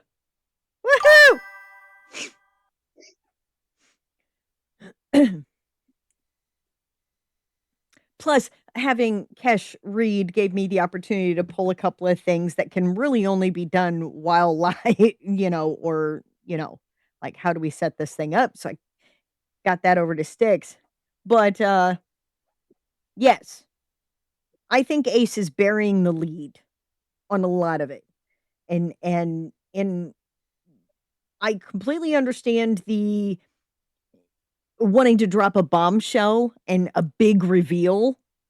But if we don't understand how the world works, the big reveal, we're confused all the way up until. You can still have the big reveal while still revealing what the world is and how it works. It feels to me, it kind of feels like there's some exposition missing, like some stuff that kind of like builds up and explains what's going on and keeps the reader informed Yeah. So Because there is such a thing as too much exposition, right? And mhm. info dumpiness, right? And then there's not enough to allow your readers to really immerse themselves in the world. But again, rough drafts, we all learn as we Yep. go. And I feel like it's an interesting concept and it could I get think there. it needs a little bit more time baking, I think, is what it feels like. Like a recipe that you're trying to get right. Yeah. I don't know if that makes Yeah. It's a good concept that could go somewhere. We just got to understand why the things that they say make sense because we don't know why they make sense. But it's got to make sense in the world and to all the characters. This seems to be normal, and we're like, okay, is that normal? I don't know. I don't know how it works. So you'll get there. You'll get there. Okie dokie. Hey, look, I'm finally in mod view. I can see what's happening.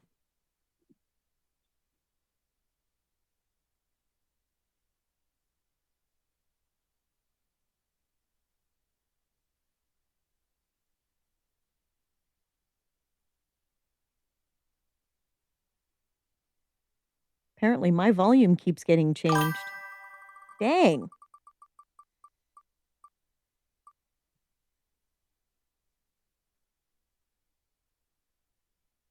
Next up, victim. Documancer!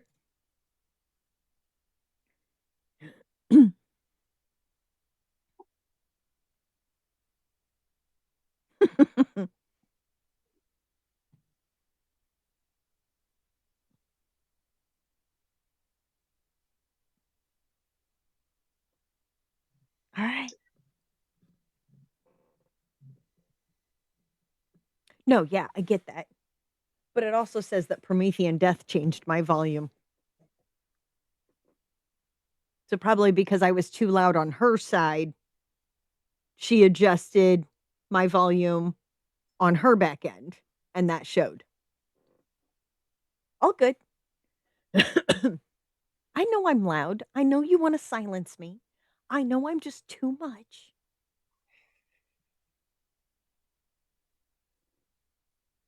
And I went ahead and added some Dr. Pepper because the straight was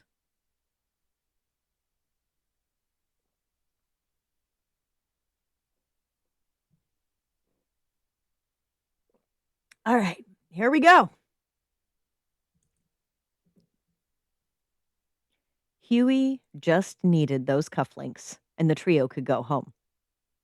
They were at the nearest pawn shop where Huey had dumped some of his uncle's old junk before going to the garage. Paige, Eve's fashionista friend from London, was taking care of identifying them with Eve's sketch. He could hear the brunette negotiating with the cashier, and Huey's eyes followed as Eve touched everything with a price tag. He sighed. His poor apartment was going to get a smackdown if he biffed this. Even worse, the landlord might be bitter enough about the damage costs. He was so screwed. The old person lotion smell didn't help his mood, and he couldn't tell where the antique stench was coming from. The mechanic grumbled like he was sitting through traffic that only moved every 3 minutes. God, that fucking sucks. Just timeout.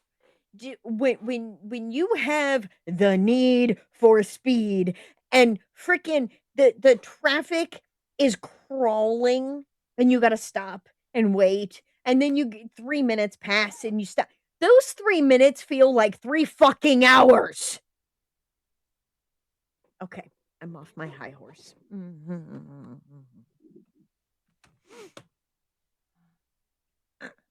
Why was the problem an ominous soul? Why couldn't it be bad plumbing? He really hoped Paige pulled through on her end. I'm looking for some cufflinks. Where might I find them? Cufflinks? The cashier asked. Huey ran his fingers through his hair, trying to soothe his scalp from the building tension. The shop was narrow and had a method of packing items that were in likeness. Old radios, clocks of all kinds, golf club sets crammed in nooks. In other words, a whole lot of junk. The building itself wasn't haunted per se. Some of the inventory, however, oozed in haunted energy. Huey stopped every now and then when a cold spot intercepted his path. Huey took a slow, deep breath, trying to wiggle off the clamminess, but he stiffened as Eve turned. Shortly, without an ounce of warmth, Huey said, "We're not here to shop." He snatched the radio box, tempted to put it back on the shelf, but kept it in his arm. Eve whined playfully, "But it's on sale." Leaning into her ear, he muttered, "You have the attention span of a chipmunk. Don't you know how pawnshops work?" Eve scooted forward with a crow-like head tilt. She scooped up a handbag, unfazed by the car mechanic's attitude. He shook his head and tucked the radio under his arm. He smiled as she combed through each bag, a bird trying to find the best twig in the woodlands. His eyes traced the tattoo artist's eyes, her cheeks, then her lips. His air of nonchalantness returned when he said, "You're a nut." She retorted brightly with, "Medicated nut."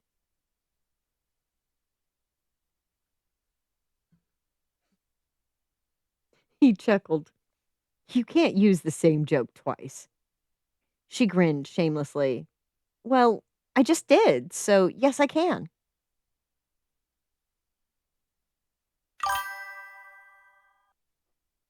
A grandfather clock chimed several times.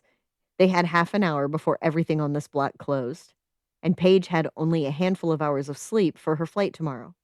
They were closer to the wall, further away from the counter, but Paige's voice carried easily in the nearly empty shop. "No, no, no. These are buttons. I'm looking for cufflinks." "Ma'am, you said they were buttons." "Button-like," Paige groaned. She sounded as if she needed those 8 hours. Was she muttering in another language? Eve exclaimed, "Ooh, this one is in my color." A teal handbag blocked Huey's view, and she was squeezing tight. He took the bag from her. The radio nestled into the bag as he stuffed it in, and then he had the strap fastened over Huey's shoulder. He guided Eve toward the front. His hand passively absorbed the warmth from her back. "Wait, wait, wait!" she exclaimed. "They have a hamburger phone!"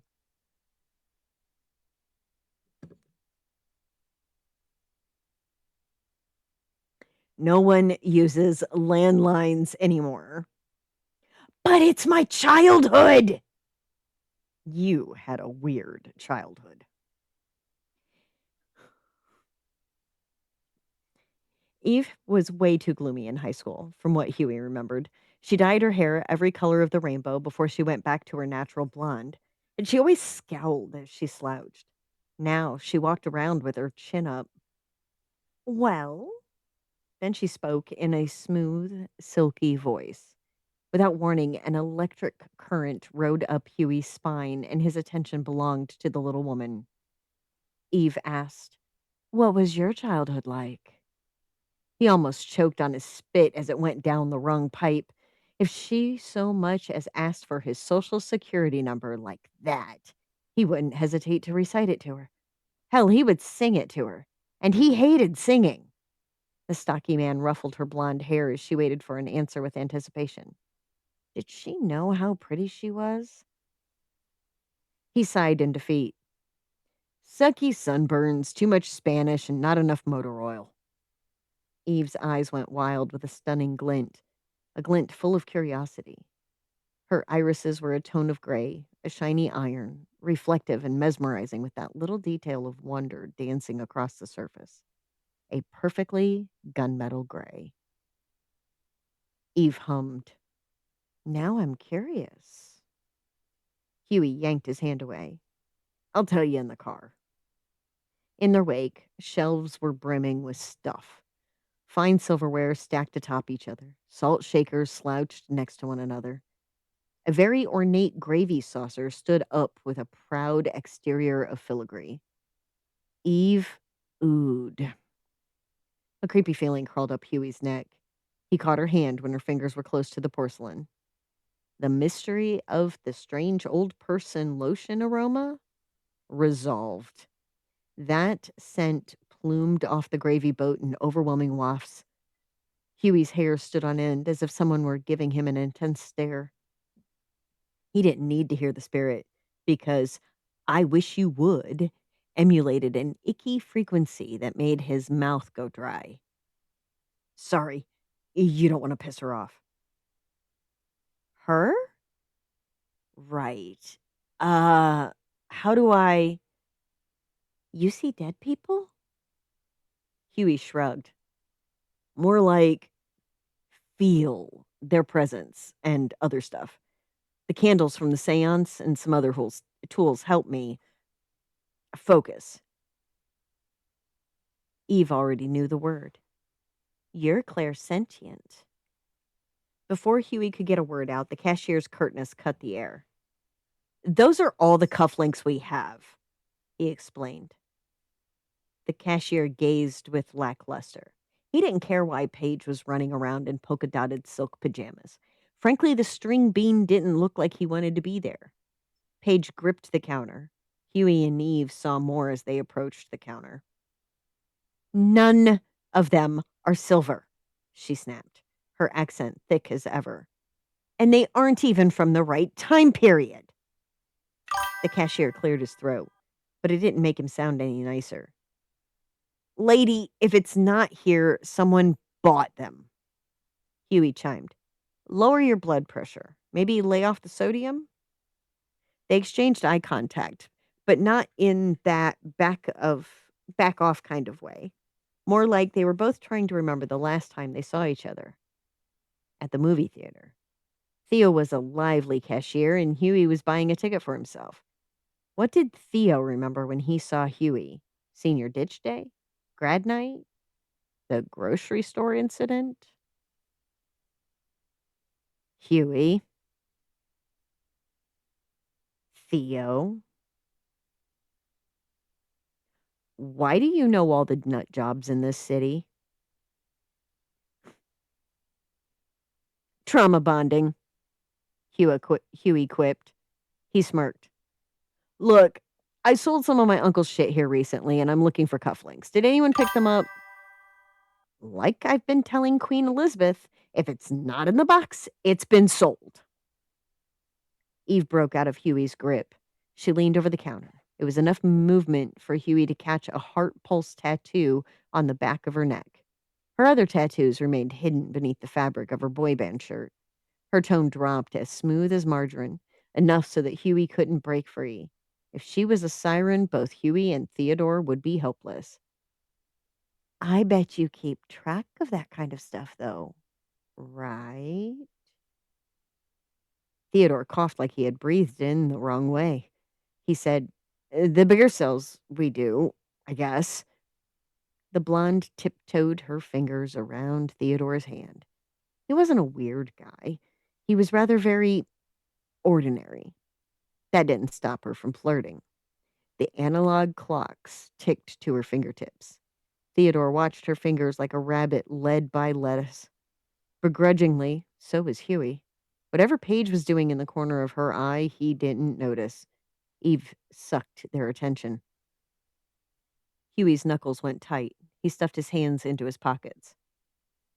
And those were some fancy cufflinks, Eve hummed. You have beautiful eyes. Theo, right? Theodore corrected her with gentleness. Theodore. Theodore, she agreed. That's a nice name. It's all right, Huey grumbled. Huey groaned as she kicked his shin without even looking back. It was like she knew exactly where it was, and that spiked Huey's adrenaline more than the sting. Do you think you can get us a name from that receipt, Theodore?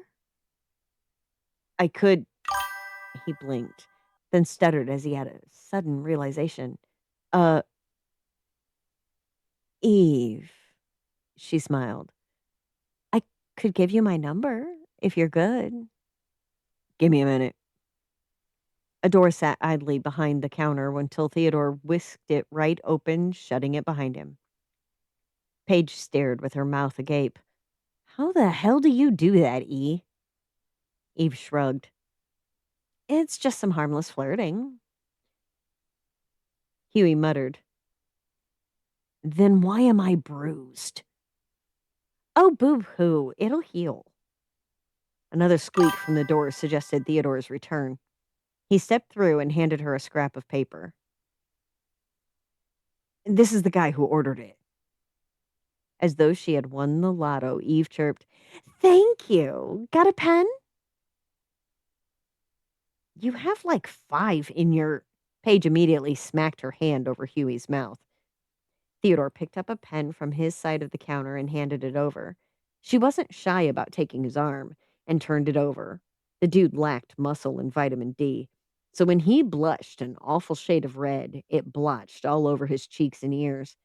Eve didn't break her energy as she scribbled away. Her lashes half fanned her eyes, and the pen danced under her control.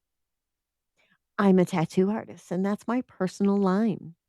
She placed the pen right into his hand. If you think of anything else, shoot me a text. Okay, Theodore? Sure. Need anything else? Huey shrugged Paige off, and the tightness on his jaw slacked as he broke Eve away from the cashier. He passed over the teal handbag. They had a name and a phone number. Hopefully, that number would trail to a pair of cufflinks. I'm getting these. Theodore smirked. Turquoise isn't your color. It's for her, you fart waffle, he quipped, nodding his nose to point out Eve. He could tell she was hiding a smile behind her hand. With a grin, he added, And turquoise highlights my ass. The ladies giggled. Paige tilted her head quizzically. What's in the bag? Huey gave Eve a questioning look, asking wordlessly. In return, the artist gave him a smile which could only be described as impish. That's all he needed. He zipped the bag shut. Huey replied with, Nothing. Paige stomped her booted foot to the ground. Bull! What's in that bag and why are you hiding it here? Eve turned Paige while keeping eye contact with Huey. I owe you one? Huey shook his head. This one's on me. The next one, though, you buy me dinner. That earned him a laugh, and he wished he could have it recorded. Can I go back to bed now? She groaned. Text the cufflink details to Eve? Duh. Huey would say yes, but chimes interrupted him. The clocks wound wildly. The grandfather chimed early, and some cuckoos chirped. They didn't sound happy. Huey groaned. Oh, come on! Dun dun dun.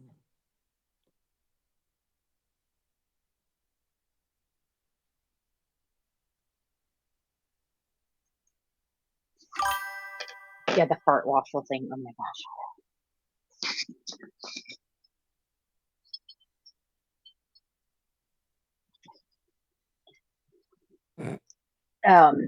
I liked the oh my gosh, it wasn't clairvoyant, it was another word. Clairsentient. Clairsentient. I like that word. Yeah, clairsentience. I do feel as though I'm also missing context. And I feel like you've submitted something from this line previously and I felt a little like context was missing there as well. The back and forth, the banter between the characters, absolutely love it. But it did feel like, because I don't understand who the characters are, which, because we're jumping into the story, right? Like, if I had read everything leading up to this point, I'd have that context. But it also felt like it was jumping back and forth between a lot of it, but it's got some good bones. I'm really looking forward to where this goes, and what are Huey's actual powers, and good God, is Eve a siren? And why is Paige in her silk PJs in a pawn shop trying to get cufflinks from a guy that he actually dropped off there? Like, Okay, this goes into last week's. Izzy, which this was one of those that. just finished saying that I was kind of lost then too. Okay. Well, from what I gathered, distinctively, apparently these were in the apartment. From what distinctive gathering, these things were in the apartment when they moved in, and they were doing some like cleaning and got rid of them, and now they got the fucking problems with the ghosts. Right. So, this would have been the one, I'm probably Bitzer said something in the side, that makes sense. Last week, I was not present for Sunday, and No. if, another installment of this was done, I'm the one that read it, so that's why I was like, wait a minute, I have the answer to this one. but that means this is what, Doc, is this the third installment that you've done in this story? I believe. Second. Okay. Because I feel like there was a seance thing that I remember hearing. Huh. Okay. The good news is that I have access to the emails, and I can go back and I can read and catch up. Other people may not, especially our audience, because technical difficulties, and this is why you got to get yourself a technical support Viking. And no, you can't have ours. Unless, I mean, technically he's a free agent, he can do whatever the hell he wants, but he's ours Friday through Saturday. Okay, just FYI.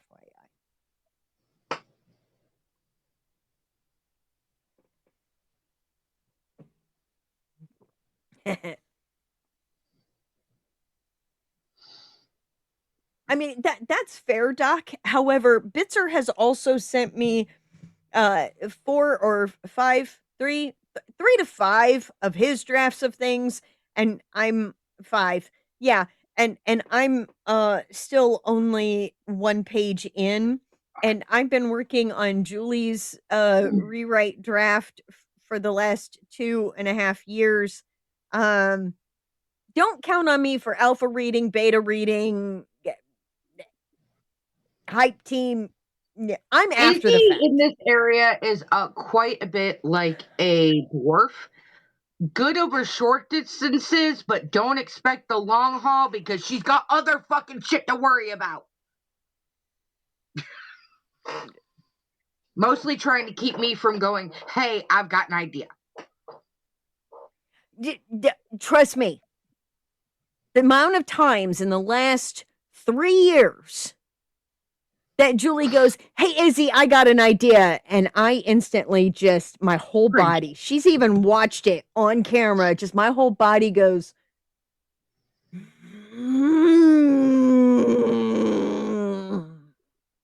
all right, what's your fucking idea? She lays it all out, all like, okay, so we do this, and then we do this, and I kind of want to do this, and what do you think? And I'm like, oh, you motherfucking piece of shit. Are you fucking crazy? Are you motherfucking crazy? What the hell is wrong with you? And she's like, it was just an idea.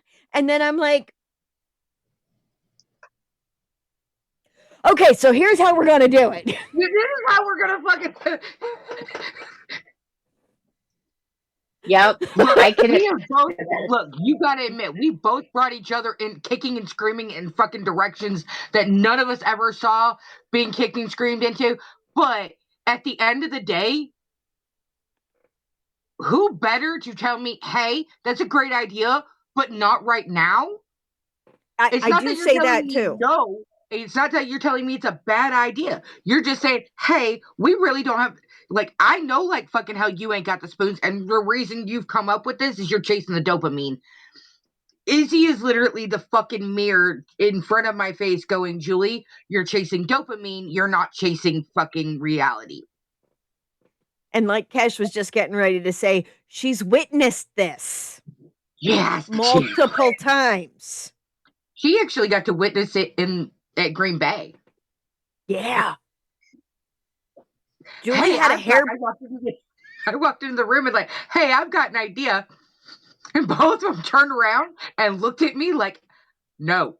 I didn't even get the fucking idea out of my mouth. It was no. I'm like, all I wanted was Chinese food. Oh, double no. That's what I got. It's a double no. I don't eat Chinese food. Or I'm going to preface that. I don't do Americanized, bastardized Chinese food. Trisha! I do bastardized. I do bastardized Mexican. Taco Bell at 3:00 in the morning when you've had a few too many substances is really good. Also, Look, I Taco hop Bell- at 4 a.m. on Thanksgiving morning when you really shouldn't be driving. Also really a good thing. Trisha's next. Let's stop talking about things that could possibly get me arrested. And Doc, I can tell. Like, that context that's missing. Like, okay, so Ace's submission tonight and Doc's submission tonight. I can tell that you guys are very passionate about it and you're trying to get the story out, so you're missing some of the details. Right? You're so excited in getting the story out, which is good. It's good. Don't stop doing that. That's not what I'm saying. You're just so excited to get you seeing it play in your head. So excited to get it down. And when you go back through for your second, third, fourth passes, before it ever even gets to a developmental editor or a regular editor or a line editor or any of that stuff, you're going to go back in and add that context and the thing that makes the reader feel like they're standing next to your characters. I know you guys are going to do it. It's fine. But it's your babies. Like, you're really passionate about the story and you want to do it right. And you got to get it out. You can't edit what's not on paper. You guys are doing good. Yes, exactly.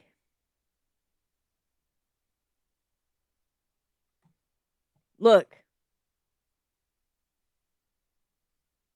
you could run a background check on me and it'd come back clean.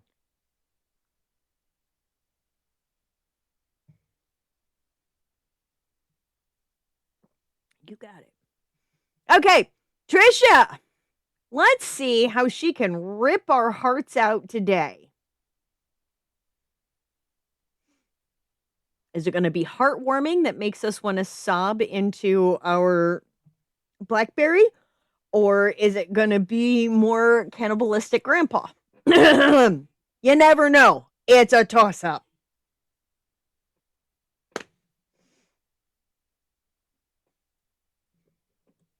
There was a knock on the front door. Then it came flying open. My best friend came running in.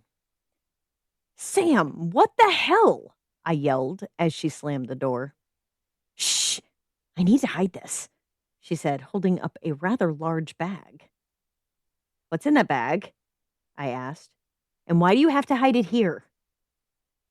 I don't trust anyone else to help me hide this, she said, running towards my bedroom. I followed her into my room. She was getting into my closet, trying to get as far back as she could. I stood there, just watching her. When she came out, she didn't have the bag. When she saw my shocked face, she just asked, What? What the hell, Sam? I asked again. You come running in my house carrying a huge bag that you just put in the back of my closet. Now, what is in that bag that you had to hide it in my closet? Well, I knew you would keep it safe, she said as she walked out of my bedroom. I grabbed her arm and pulled her back into my bedroom. You don't get to walk away from me after hiding that damn bag in my closet.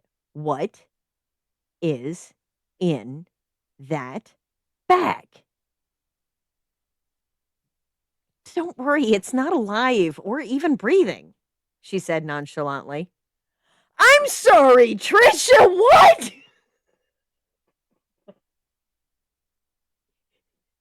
not alive, it's not even breathing. What? Okay. Oh, that is helpful, I said sarcastically. I went into my closet to get the bag. What are you doing? Sam asked, panicked. I'm getting this damn bag.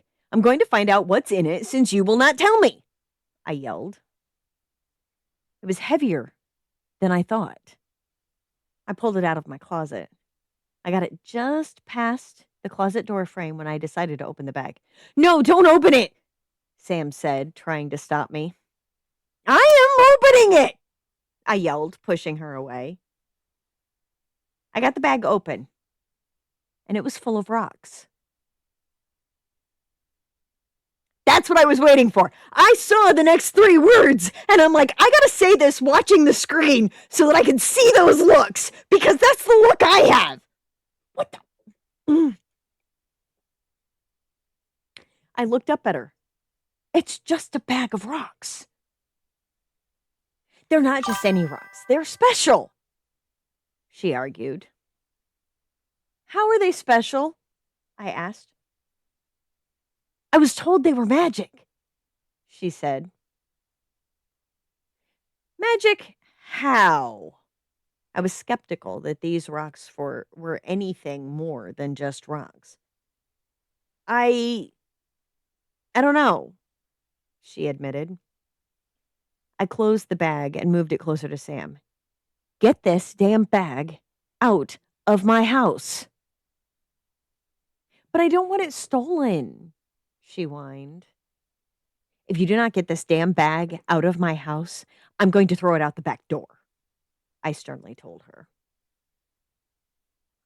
Fine, but when I get famous with these rocks, you're going to regret making me leave, she said, taking the bag and leaving. Dun dun dun. Wait a minute, are they like fucking magic beans from Jack's Beanstalk kind of rocks? First of all, Dr. Pepper does not need to come out my nose.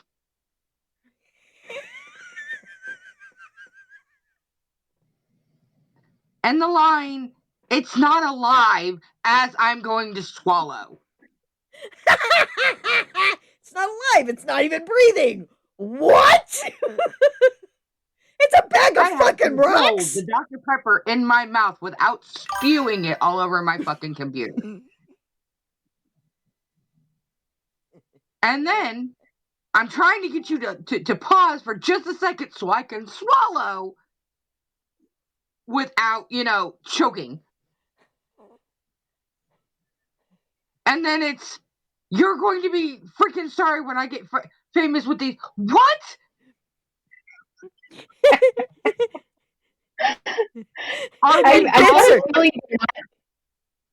Bits are yelling in the side chat.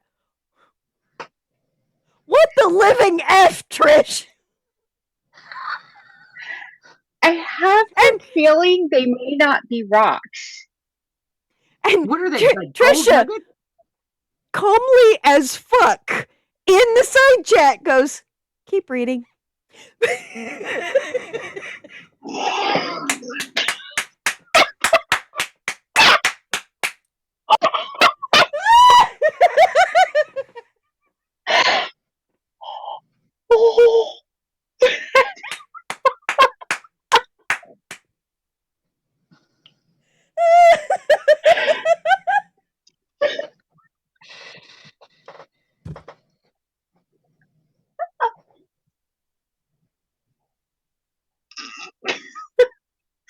sticks, you can kiss my ass and I'll mark the spot.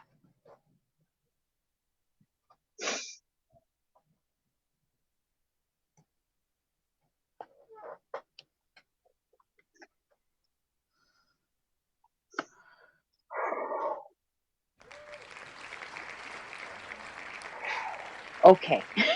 I can breathe now. If he can't. Uh-oh. Uh-oh. Grab the inhaler.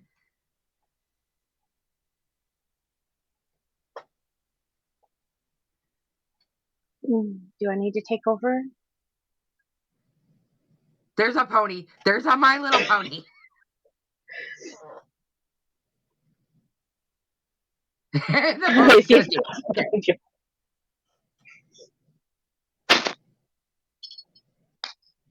So does the pony mean Kesh needs to take over? No? Just breathe? Is the pony taking requests?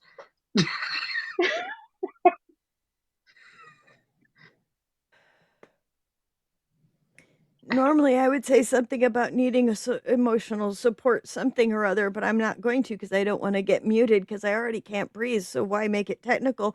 Um, and the emotional support quokka is not going to cut it. So how about an emotional support My Little Pony from 1993?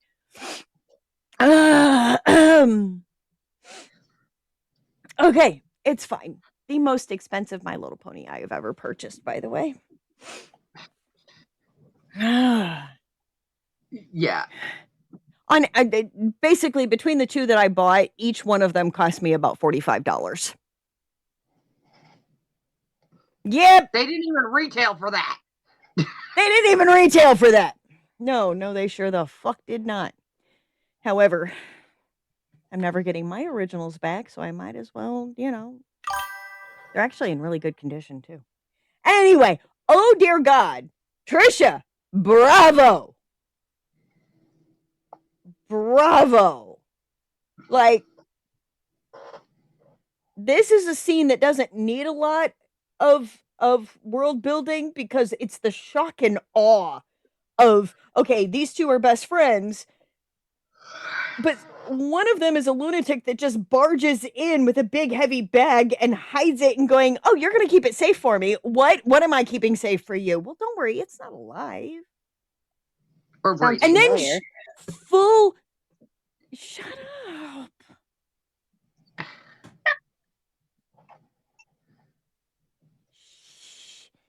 We don't talk about the summer of 99.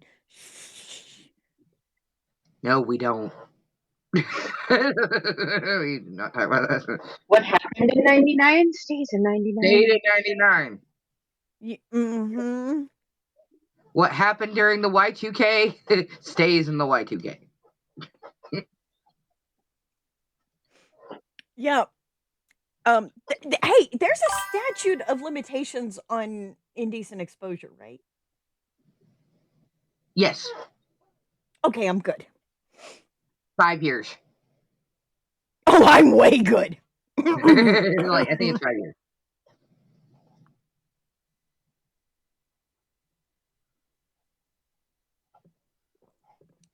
Woo! So close. Oh, wow. 696,960 words written as a collective. Great opportunity to talk about Track Bear for those who are watching this on the rebroadcast or those who are in the chat lurking and may not be a part of the Discord or familiar with everything that we do. We're also, not only are we keeping track of how many words are actually read out on the show, and we're going for 1 million words read out between January 1st and December 31st, but we're also doing a writing group challenge, and we're using trackbear.app in order to keep track of it all. Don't have to put in like the actual words or anything else. You just, at the end of the day, plot how many words you wrote that day. And we are, Bitzer's up on top of it with his team lead abilities, or their team lead abilities, that we are now up to 696,960 words written And as a apparently, collective Deathhead is group. not logged for the day. And Death's Head has not logged for the day, so you know that's going to be pop up. Bumped up. We were originally going to go for 1 million words for that as well. We're already over 500,000 and it's April. So we're probably going to have to dump that up to 2-3 million as a collective written. This is what happens when you encourage each other, and don't tear each other down and worry about, well, you're stealing my readers. None of that drama is around here. Literally, I put pictures in the chat earlier today of my current reading journal. Okay, well, let's do a little plug for reading journals for a second, and the Extreme Reading Tracker. Basically, I do an extreme reading track and critical review on just about every single book that I read, specifically so that I can recommend them to other people. I had a guy at work last summer ask me, "Hey, you're a big reader, right? What can you recommend?" Instantly, I didn't start listing off my favorite books. I said, "What do you normally like? Because chances are I got a handful of books for you." He goes, "What do you mean?" And I'm like, Do you like thriller? Do you like Indiana Jones type? Do you like psyops? Do you like thriller? Do you like romantasy? Probably not. You're a sports dude. And I just went through this whole thing and I said, "So you tell me what you normally like, and I'll tell you some good books to read, the authors, where to find them. I'll even throw some indie authors in at you." He goes, "What's an indie author?" I go, "Oh, child." So we share readers, say, not everything, we don't yuck anybody's yum. What is for one person isn't going to be for another. I mean, no offense, Ace, but I'm just going to use you as an example. If I saw your book on the shelf, the current one that you're writing, I would not buy it for myself. It's not my genre. It's not my cup of tea. Would I buy it for someone as a gift when it's their cup of tea? You fucking bet your ass I would. Because I pay attention to what people are into, and I'm going to make sure that the right books get in front of the right eyes. So, there we go. That's the whole kit and caboodle. So, 696,960. And we're only what? Not even Not halfway even through halfway April. through April. Not even halfway through April. We're not even a full month into quarter 2 of the year, folks. This is what community looks like. Bingo bango. All right. And Styx is moving us right along. This is great because, the Izzy needs reined in every so often. Last but not least, Wilhelm F. Ruffy and my favorite fucking spider cult in the world. And that's saying something because I'm a sucker for Dritz de Werden, Forgotten Realms, and the Cult of Lolth. And this is my favorite spider cult story ever. Just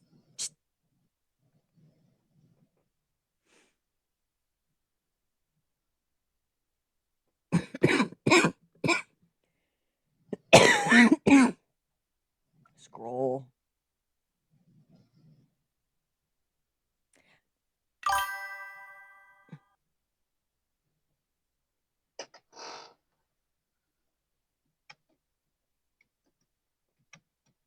My TBR is currently over 1,400 books. I don't need any more recommendations.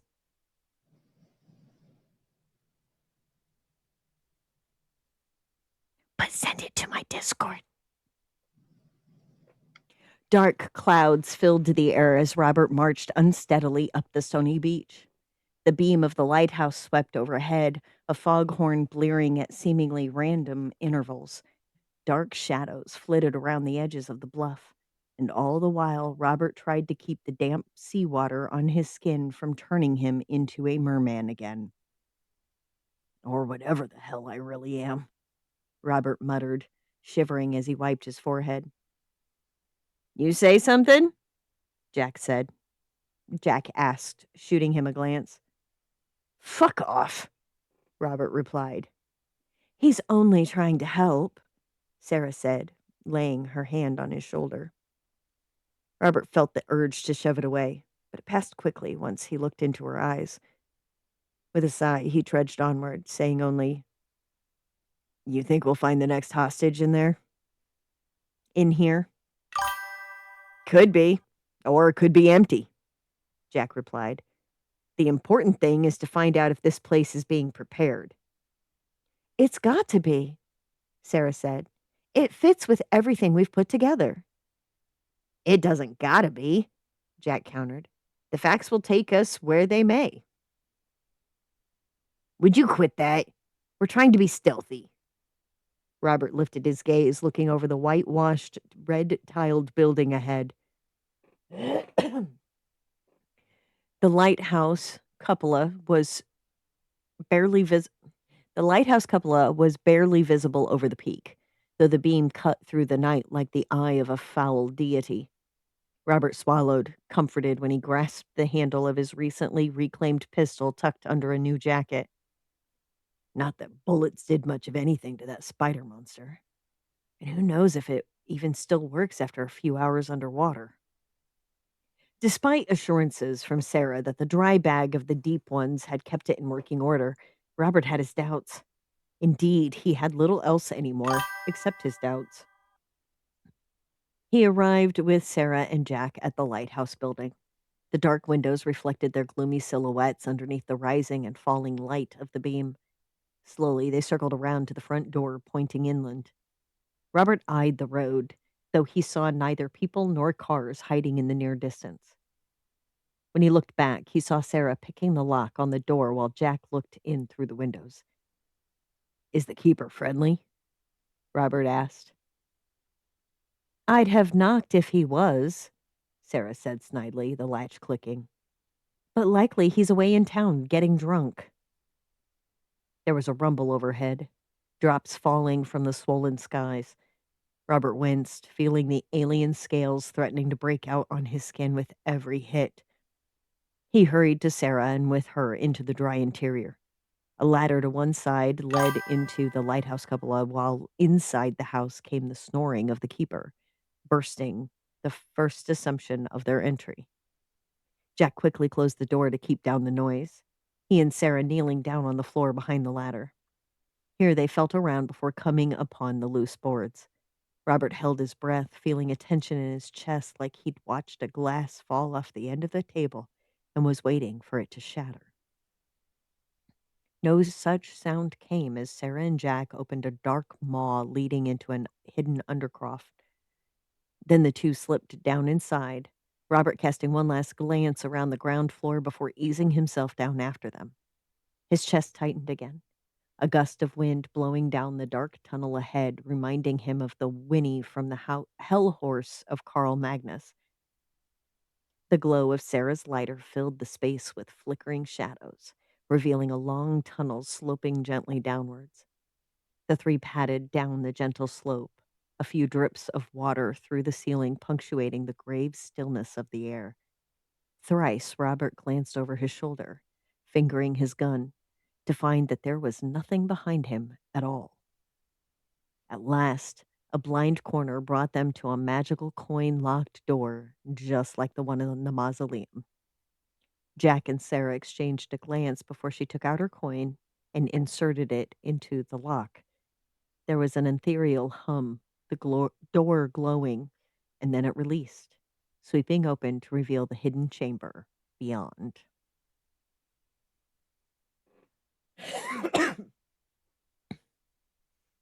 In all Sarah's years, she had never seen a room as empty as the one she found behind the door.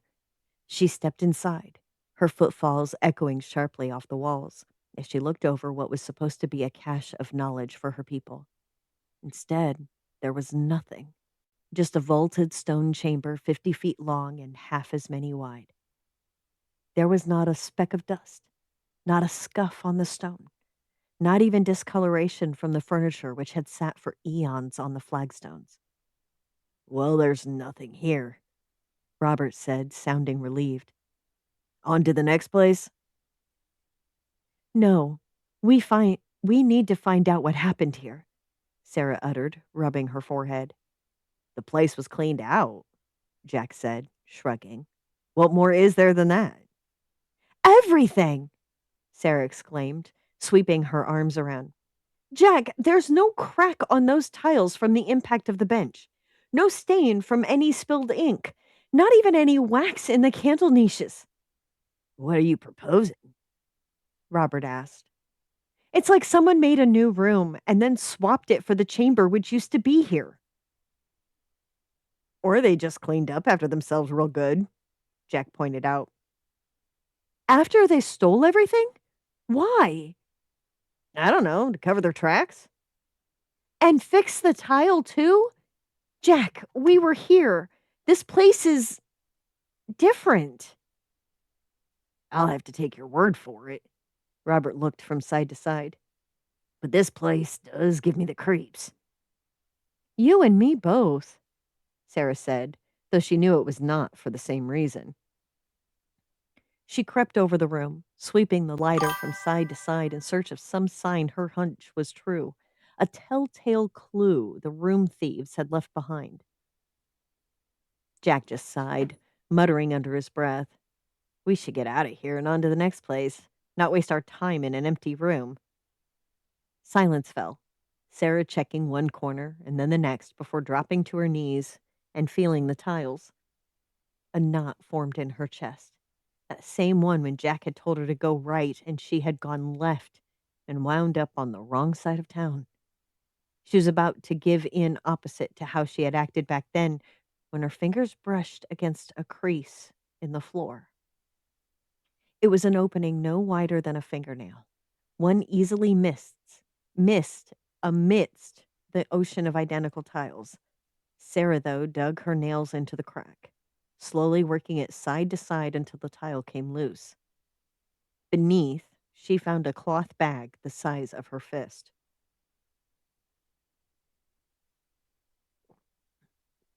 Now, why are you hiding here? Sarah asked, scooping it out and holding it on its string for Jack to see. A snide smile on her lips. I wonder what's in this bag. This bag that was never under the old room. You can't say that for sure, Jack muttered, crossing his arms. Sarah's smile deepened as she pulled open the strings and turned the bag over. To her bewilderment, out tumbled a model of the old room as it had been when she had come last. From the reading and writing tables to the small playpen for youngsters to be deposited in while their parents studied. Jack and Robert hurried to her, both asking in unison, What in the world is that?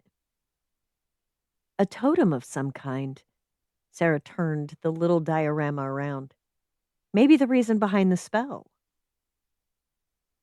That isn't the room itself all shrunk down, is it? Robert asked.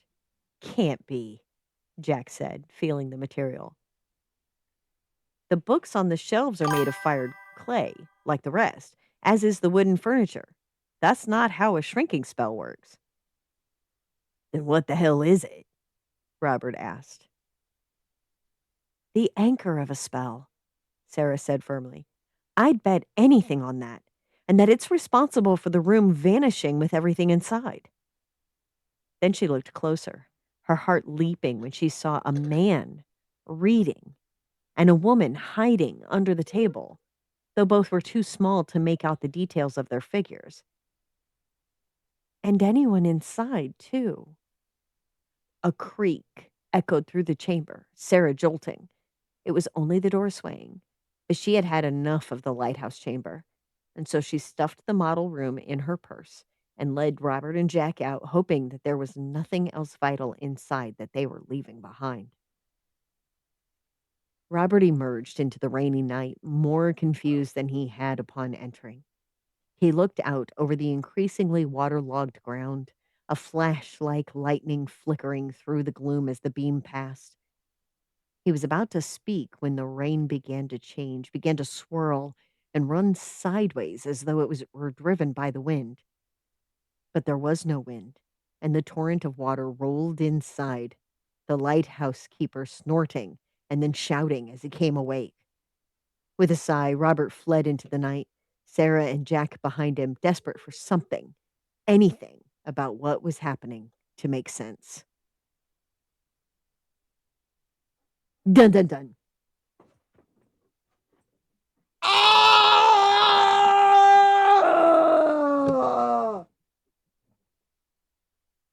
I need this full from beginning to end in a published work to get my hands on it, to put the pretty cover up front in front of people and Vanna fucking White this shit.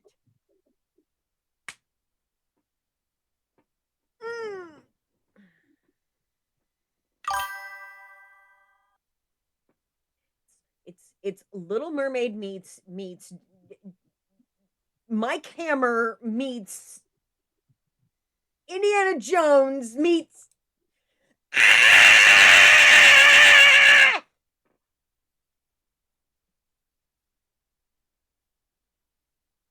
That was loud. Sorry.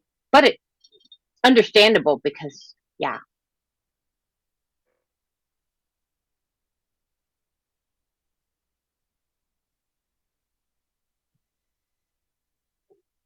Sorry. Just Sorry, baby sticks. Sorry. No. Okay, this particular scene is not that dramatic. No, it's not. But as a piece of the whole that is hitting every single one of my guilty pleasure genres and mashing them up into like you,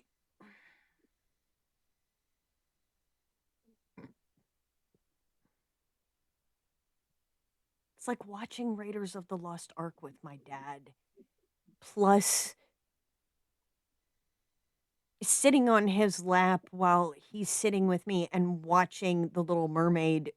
Granted, he's snoring, but like, and everything all combined, plus my love of fantasy, and when I first discovered Dritz Do'Urden, and just the lore and the history and everything that is mixing in, it's like this is the I'm the perfect audience for this because it's like hitting all of my special interests and shoving them very well written into the same fucking thing. So this itself is not that dramatic. It's the culmination, the me being excited because this whole thing, like I can't wait for the next installment. This is the kind of thing that if it were a series of books, I would like be devouring each book and sincerely hoping it's on audiobook so that I can listen because I can't sit still. Hell, y'all are lucky that I'm in this chair as often as I am.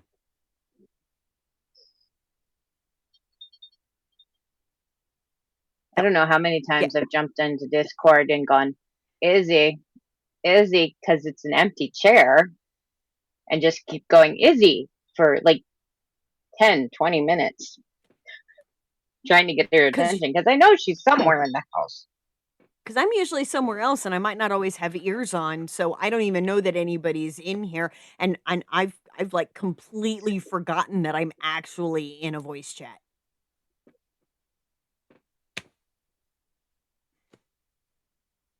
This hits all my ADHD.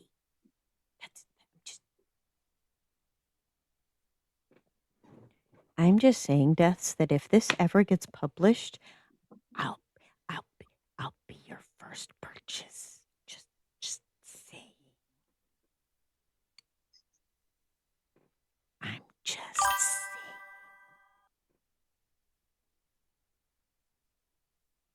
Anywho, we are done with the submissions for tonight, and thank you so much for putting up with all of our craziness today and the technical whatever. Look, I'm already looking up desktops because my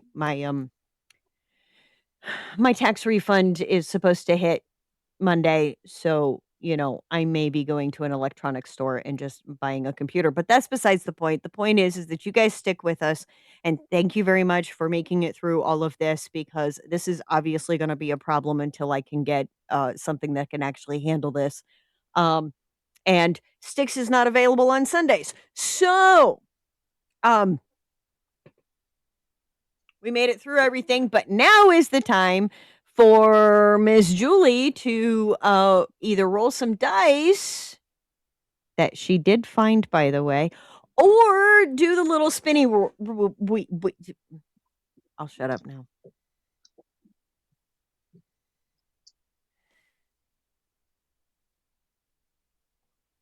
All right. Izzy, do you already have the thingy up? I do already have the thingy up. Okay. And the 15. the whatchamadoolit? Yeah. The thingamabobs. Tingamabobs. And whatchamacallits. Did you say 15? Mm-hmm. Oh.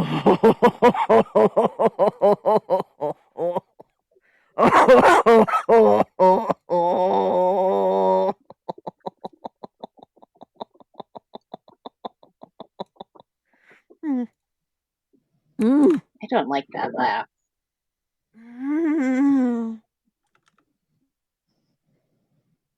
Write about a character who receives a letter from someone in their past.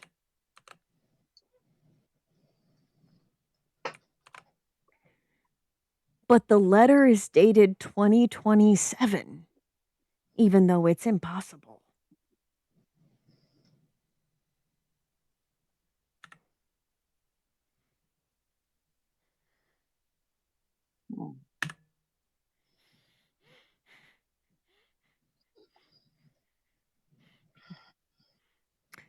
Suddenly, all I can think of is, should I be scared if Dahlia gets a hold of this one? I mean,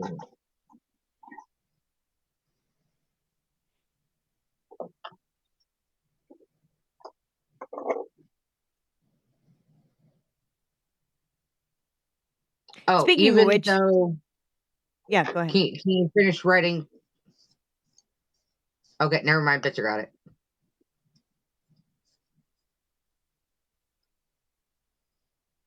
All right, next one, 134.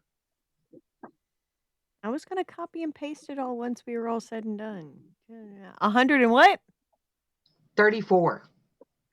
34. Ooh, that's almost at the end of the list. Starting first line.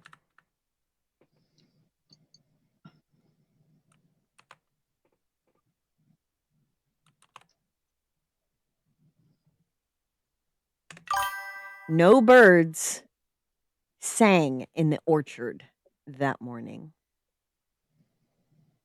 No, that's not ominous at all. No, not at all.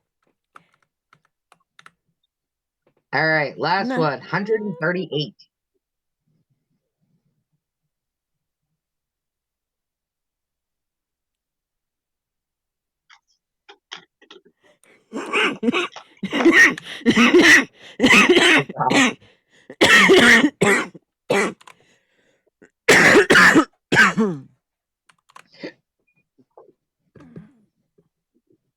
Use this dialogue.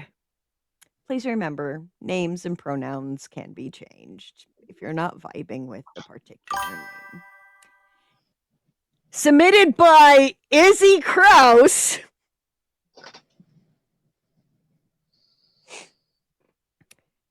Cooking is a lab experiment, William. Oh my God, I remember when that one got put in there.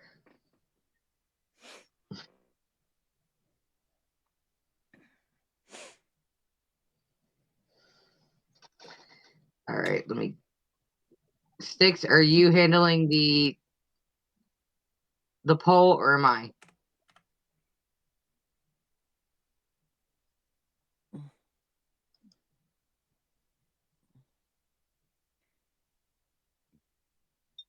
He is. 18th and 19th. Okay, hold up.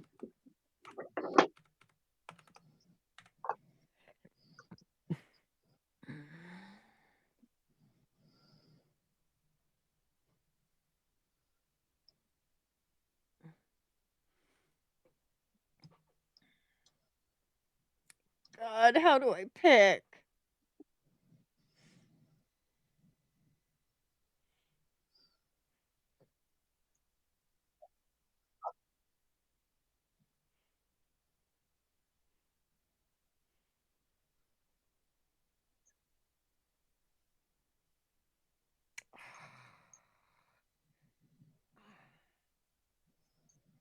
I mean, you put that last one in on your own, so I would think you'd vote for your own. Well, dialogue's already taken a massive runaway, so Yeah, but when my dialogue prompt is up against so good ones.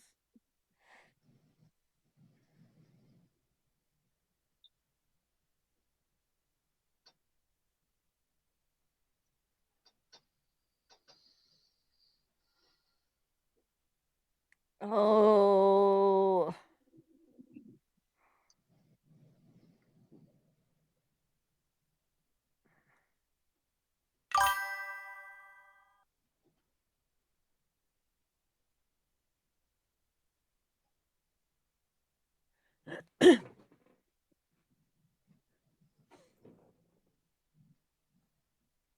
oh shit, we got all 8. Holy Moses.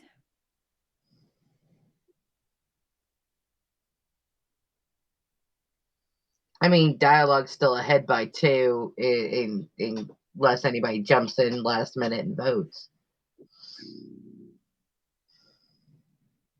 Oh. Did I miss Doc saying goodnight? Yeah, that was a while ago. Okay, my bad.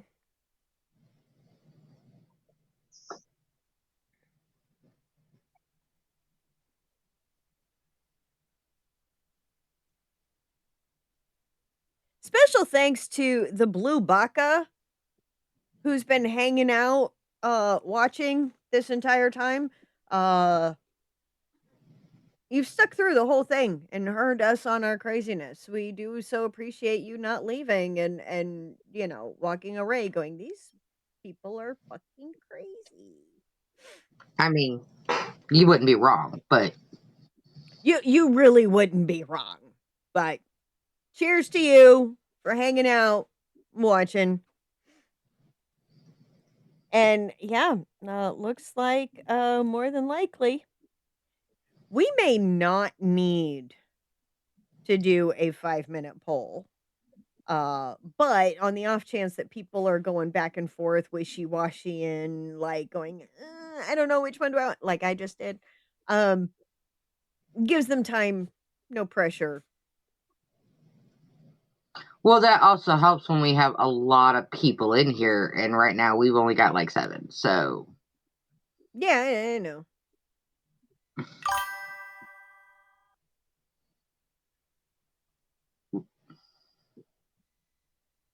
Not me just now realizing that after you hit like there's a purple line that is going down on like a timer. Not me just now realizing that after all these weeks of us using the poll.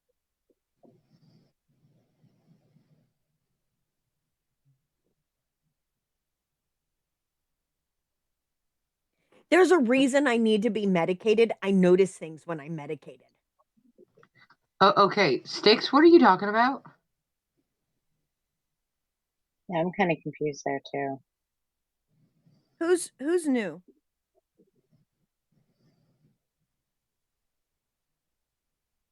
Twitch Cardinal Rule. No, I was thanking for them for hanging out. hanging out and watching our craziness. They're like, don't call out your lurkers. No, I'm totally going to give people props. Look, I'm a lot. Okay, I'm a lot to take and handle. Okay, and put up with. Just ask these two bitches. Okay, I'm a lot. So for somebody to hang out as long as they've been hanging out, good people in my book. We hope you consider sticking around and joining all the things and doing all the things.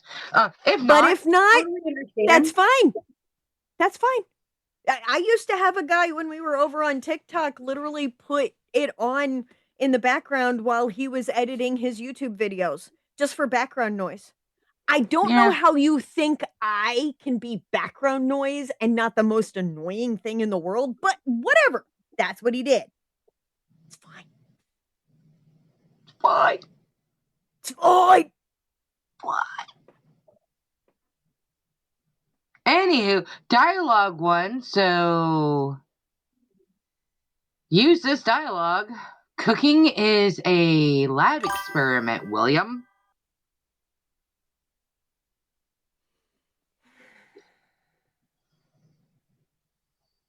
You know what the crazy thing is? My son and I said it at the exact same goddamn time to my other son. I believe I was also on Discord. Yes, you were also on Discord, and your immediate response was, "They're not wrong." They're not wrong, but put me over the pot. I need to see what's happening.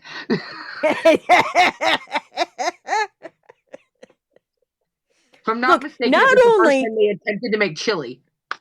Not only is Julie my phone a friend video consult mechanic, but also my phone a friend video consultant for cooking. Because if I'm left in charge of cooking, we're all going to the hospital with food poisoning. Or you're just eating cereal. I mean, if I can put it in the microwave, this woman forget that she had noodles on the stove. Look, you want to trust me with your finances to make sure that I can dig down deep and find where the transactions went and what's happening to your debit card and what happened to the missing check and place stop payments and maybe even do a wire for you? Abso-fucking-lutely. You need me to troubleshoot your digital banking so that you can log in and manage your card and manage your external transfers? I'm your girl. I got it. Cooking, keeping myself alive, and keeping my vehicles on the road. No, I need help. Hey, I even tried to walk my nephew through trying to fix the washing machine. It was not my fault that they did not put the damn ring where I told them to put it. Because mom ran over it in the yard. And then mom had to go and buy an $800 and some odd washing machine. It's fine. But in all actuality, you needed a new one anyway. Needed a new one anyway. With what we found in there, you needed a new one anyway. Yeah, absolutely. So that is our show for this evening. Yes, ADHD behavior. This is totally... As one of the first people in Fort Wayne who is diagnosed with ADHD, well, okay. I'm not going to say one first person or one of the first people. I'm going to say one of the first girls diagnosed in my city. Because women aren't diagnosed usually until they're older unless they're behaving like the boys. And let's face facts. There's not a lot feminine about this. This is, yeah. Any hoozle, ADHD, squirrel! Our writing prompt for this next week, due by 3 p.m. Central Time, April 18th. Use this dialogue submitted by yours truly, Izzy Krause. Cooking is a lab experiment, William. Change the name. It's fine. It's fine. Do what you want. If you want to use the other two, go for it. If if the winning prompt is not your cup of tea, whatever. Submit anything. Anyway, limit is 2,500 words. If you're going to be late, feel free to say, "Hey, I'm submitting." Send it to Julie. Send it to me. Doesn't matter. Whoever you're comfortable with, send it to Kesh. If you want to put it in general chat, by all means, go. I'm submitting this week, but I'm gonna be late. Then we know to look for it. We know to keep you a place open for you on the spinny wheel. Number 323 point. I don't know. I've lost track. Keep a lookout for that newsletter because Julie is not going to forget about it this week because we're going to be in voice chat tomorrow doing body doubling things, getting things done, doing housework, doing laundry, doing the things. I promise I will turn off my camera when I fold my undies. I did that today. It's fine. I promise not to frighten you completely. Join us in the Discord. If you're not already part of the Discord, why the fuck not? This craziness, uncensored. If you don't want to put on your camera, by all means, we are quite often in the voice chat, hanging out with Documancer and Luna and Death's Head, and their cameras are never on. Very rarely. Very rarely. Usually when they want to show us something. And that's fine. Your presence is welcome. We don't bite unless you ask us to. And even then, not very hard. It's all about consent. All about consent. Context is important, but so is consent. I think we got everything going. Website. There should be an announcement soon. In the newsletter. There'll be an announcement in the newsletter. Okay. Yes, sanity and eardrums at the door. I do tend to get louder the more liquid courage that I consume. It's fine. Turn the volume down if I'm too loud. It's okay. You can also tell me, Izzy, you're up here. I'm going to need you to come back down here. If that doesn't work, I'm a stray cat. Spritz me with a water bottle.